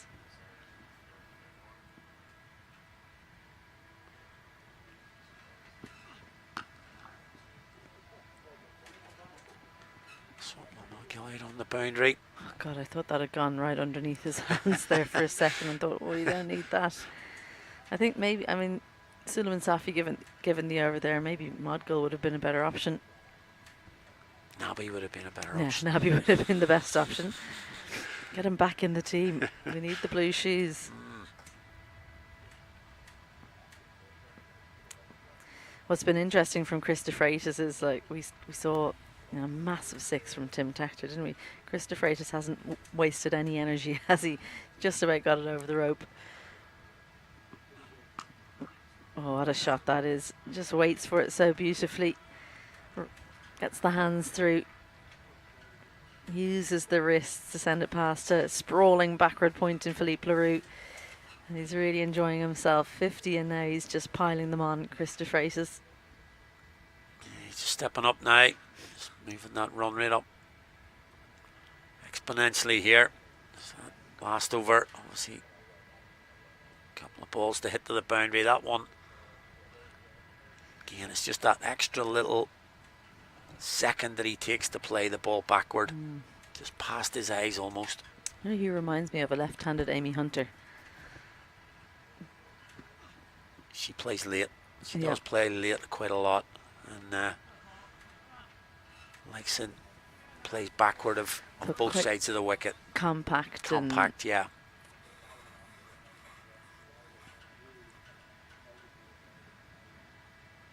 He's been pretty good this game. We've talked about Tim Tector, but he's coming up on the radar. It's Chris de Freitas. Organised cricketer. And he's organised a catch in the deep for, oh dear, on the second attempt. That up. Curtis Campher. Couple of catches in the game for him. He's not bowling right now, but he's putting himself in the hot spots and looked to add another 6 to the collection. Takes the inside of the toe of the bat, and a really entertaining knock comes to an end for Chris de Freitas. 66 from 40 deliveries, 8 boundaries and 3 sixes. And he's really put his team into a winning position once more. Yeah, really, really entertaining innings from Chris de Freitas. Just gets a little bit toey on that one. And up, there you go. Nice little hop up there for Curtis Campher. Take it in the second Just attempt. trying to avoid the injured finger, maybe. Might be something there, yeah. It's obviously, don't worry when you come back, any injury. So that brings out skipper. I think Chris de Freitas was second man to go through 300 runs. So his partner Tector and de Freitas 300 runs for the tournament. Pretty good, you'd have to say. Yeah, very you get good. 2 guys at the top of the order going through 300. Yeah, if your opening pair are making 600 for the tournament and you still got a couple of games to go, you know you're well set for the title.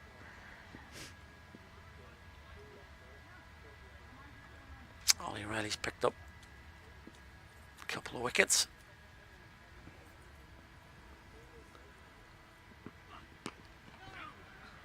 Good ball first up to Tucker.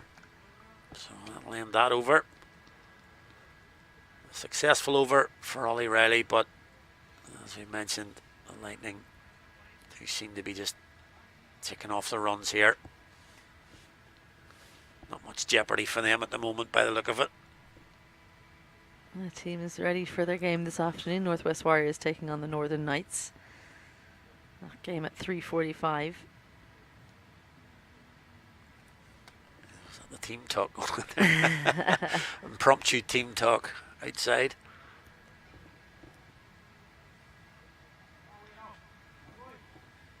So Ben White back into the attack. 132 for 2. Bit of a shout. That looked a bit leg side, so it was cut off short, that appeal. Just 28 required from 36. They'll have to go some to get the bonus point, Leinster Lightning. Yeah. I think they'll be too worried about it right now. I think they're happy enough to just score the runs if they were to pick up a boundary or two here. Off maybe a poor delivery. I don't think they'll go searching for the boundaries. Could be wrong. Been known to be wrong before in this tournament.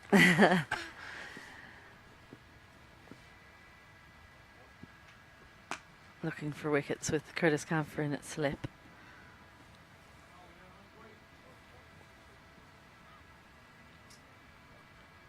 Yeah, so we've got to get it inside of 16 overs, the total.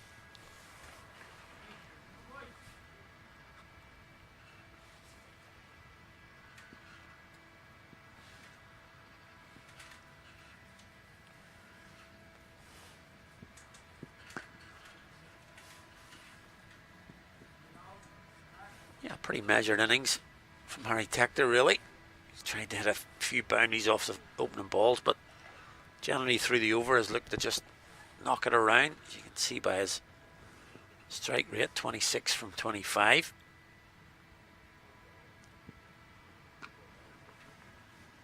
Yeah, that's gone backward. Yeah, yeah. It's all the way.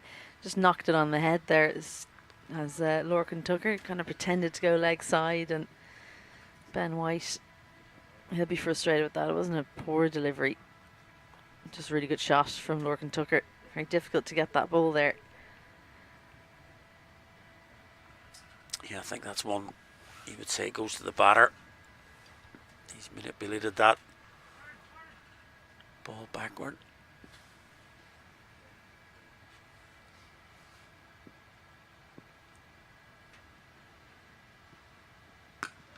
I manipulated that one in front of extra cover. Bit too full from Ben White, and the Leinster Lightning captain helps himself to back-to-back boundaries. I think they might be looking to finish this one off. Just about to say quickly, they're going to make me look silly again. 2 fours now. But again, 2 lovely cricket shots there. Picking the gaps. Tucker.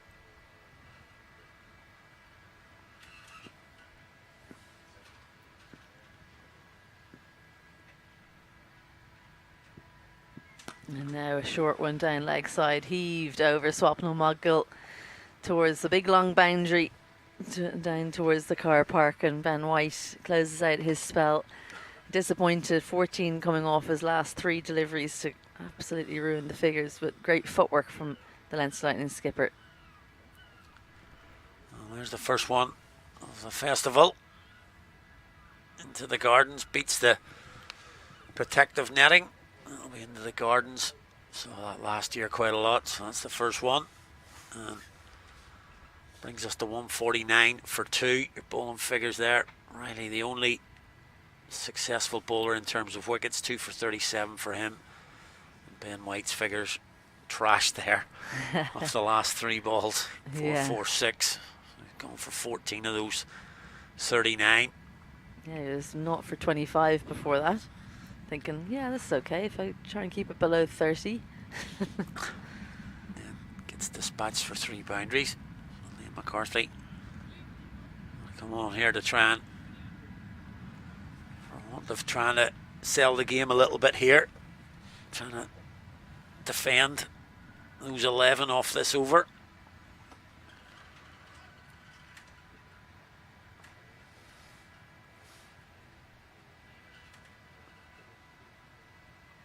Just looking at George Dockrell over at the players' tent, the players' entrance.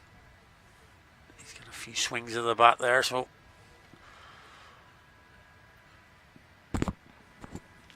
11 required. Still 30 balls for the Lightning. It's a bit of inevitability, as we've mentioned, for about the last half hour.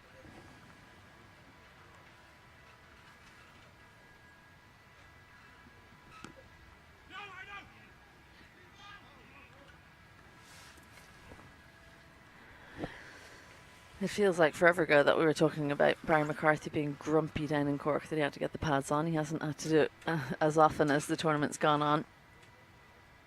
We actually saw him giving a little bit of a pep talk, didn't we, to the Northwest Warriors a little while ago. Yeah, that's been the step up in the middle order in Cork. They came in for those last couple of games, the internationals, Tector, Tucker and Dockrell. But they've definitely stepped up from Belfast onwards. It's pulled into the leg side, right in the cap. Lovely shot. Oh, and a baby has to be picked up and away from the netting there. That's quick thinking. Behind the net there, you think you're pretty safe, but let's have a look. How close was this? Yeah, not far away. Good thinking, sir. We've talked about it a lot. You have to keep a very close eye at this Inter-Pro T20 trophy. Straight down the ground. Just a little punch from Harry Tector. Unusually, he just jogs a single. We're used to seeing him sprint no matter what, but knew that was going to get cut off. And now, I suppose, for the Munster Reds, it's trying to just try and get a bit of pride out of it and not let the Leinster Lightning get a bonus point win. Yeah, I was just about to say, how do we ramp this up a little? 6 off 3. Treat this as the 20th maybe. Yeah. Because the game's done.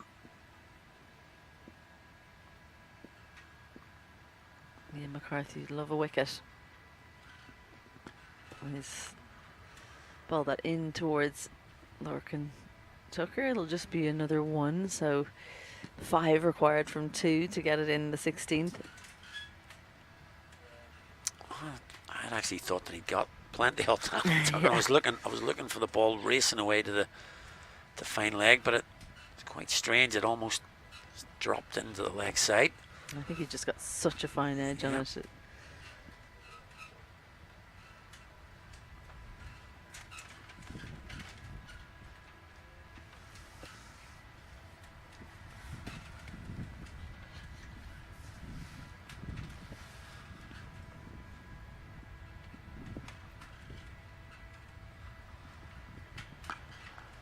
Yeah, it's going to find the man. Deep backward point. So the Musafi keeps it to 1. So big final ball here for Liam McCarthy. There again, you can see Lorcan Tucker immediately turns to Mark Hawthorne and says, that one for the over. Trying to get his head now. Okay, where is he going to bowl this ball? Yeah, I think it's been something that maybe Leinster Lightning have spoken about, because it can, there's a lot for the umpires to think about. They don't always remember to signal the one for the over, so they've all talked about making sure to get that signal. What a shot that is. That's outrageous. It's unbelievable. From Lorcan Tucker. Gets in position early and Liam McCarthy sees it. Gets the bouncer in, and even Lorcan Tucker gets excited about that shot. How has he done it? Followed it and slapped it. It was almost like a tennis serve over the wicketkeeper's head for 4. Great way to finish what's been a dominant performance for the Leinster Lightning. Lorcan Tucker enjoying himself. Why wouldn't he? It's a bit of a parade of victory for the Leinster Lightning because they've already won this with a few games to spare, showing why they are the champions with that performance, winning by 8 wickets and with 4 overs to spare against the Munster Reds. Well, I think if you needed any answer to your question as to whether the Lightning were looking to win that in the 16th over and get another bonus point, that was your answer given right there. First of all, the shot was unbelievable. How he's managed to catch up with that as the ball's going past him. This is Liam McCarthy we're talking about. And then the high five at the end. Here we go with that last delivery again. Just watch how he catches up with this. Short ball. Going to play the ramp and then that's incredible. Smile. That's incredible. The smile from Lorcan Tucker afterwards. You didn't get to see the celebration, but you saw. Keep an eye on his face here. He doesn't give much away emotions-wise, Lorcan Tucker, but he really enjoyed this. Yeah, he sees it go. And look at Harry Tector's reaction as well. He's over high-fiving at the end of it. That's one for the post-match interview there. That'll be his chat there. Get into Lorcan at that one because he really enjoyed that. There's the handshakes. It's another win with a bonus point for the Leinster Lightning. Yeah, been all over this tournament. Yeah, they have. And to be fair, all the players have contributed. And for the Reds, not enough players contributed with bat in hand. It was 57 from 35 for Curtis Campher that propped up an underwhelming performance. McCarthy coming in as well late on, and thought he played a really good hand. He was in for quite a long time and didn't get too excited too early. Made 37 from 29. Maybe just didn't get the acceleration at the back end he would have wanted. And a couple of contributions from Moggill, Doheny, Riley and McDonough, but by and large it just wasn't good enough on a good pitch. 159 for 8. Your partnerships on a fairly well-worn path in this tournament for the Reds. No partnerships at the top of the order. Losing wickets regularly in the power play in this one, even more so 5 today. Then there was that little rebuild between Campher and Safi. Campher was the main protagonist there with 37 out of that 50. And then McCarthy and Riley putting on 28 towards the end. It's not always the same bowlers performing, but by and large, Brian McCarthy's been a top performer for Leinster Lightning. 2 wickets for him after an expensive first over. He started the rot for the Munster Reds, and David Delaney picked up the mantle. 3 in 1 over and 4 overall for just 19 runs in his 4 overs. Harry Tector and Wilson picking up the other 2 wickets. Devraj and Gavin Hoey unusually expensive, but the other bowlers making up for it with their economy rates. So 160 to chase for the Leinster Lightning, and out they came as usual, going guns blazing. Well, saying that, Tim Tector possibly didn't time the ball generally as well as normal today. One huge 6 down the ground, but other than that, struggled a little bit today. And obviously you see how good a tournament he's had. If he was struggling today with 27 off 20, Chris de Freitas played beautifully. He went towards the end for 66 off 40. Harry Tector played within himself generally, 32 from 29, and then just at the end there, Tucker came in and crashed the ball all around the ground with that unbelievable shot to finish the game. Good power play once more for the Leinster Lightning. Tim Tector and Chris de Freitas combining for 52, but then it was de Freitas and Harry Tector that did the most damage. De Freitas in particular very fluent, 49 out of that 80, and once he went, Harry Tector and Tucker finishing off in quick time with Lorcan Tucker in a mood, 20 from just 7, dominating that partnership of 28. And your Reds bowling, again probably just not enough runs to defend and needed wickets up top.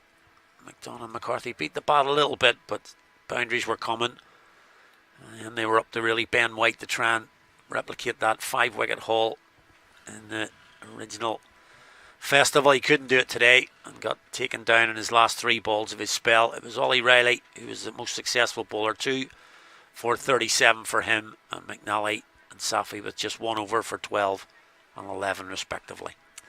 So Leinster Lightning dominant once more, winning inside 16 overs. It was a win that was set up by the bowlers. David Delaney in particular impressive with 4 for 19, but all of the bowlers playing their part. And then Chris de Freitas entertained with shots all around the ground of real class. Harry and Tim Tector doing good work, and Lorcan Tucker finishing off in style to help the Leinster Lightning win by 8 wickets and continue their winning run. We have more cricket coming up, though. We've got a break of a couple of hours, and at just before 3:45 we'll get underway here at Pembroke Cricket Club to see the Northwest Warriors against the Northern Knights. Make sure you come back and join us for that one. Until then, good afternoon.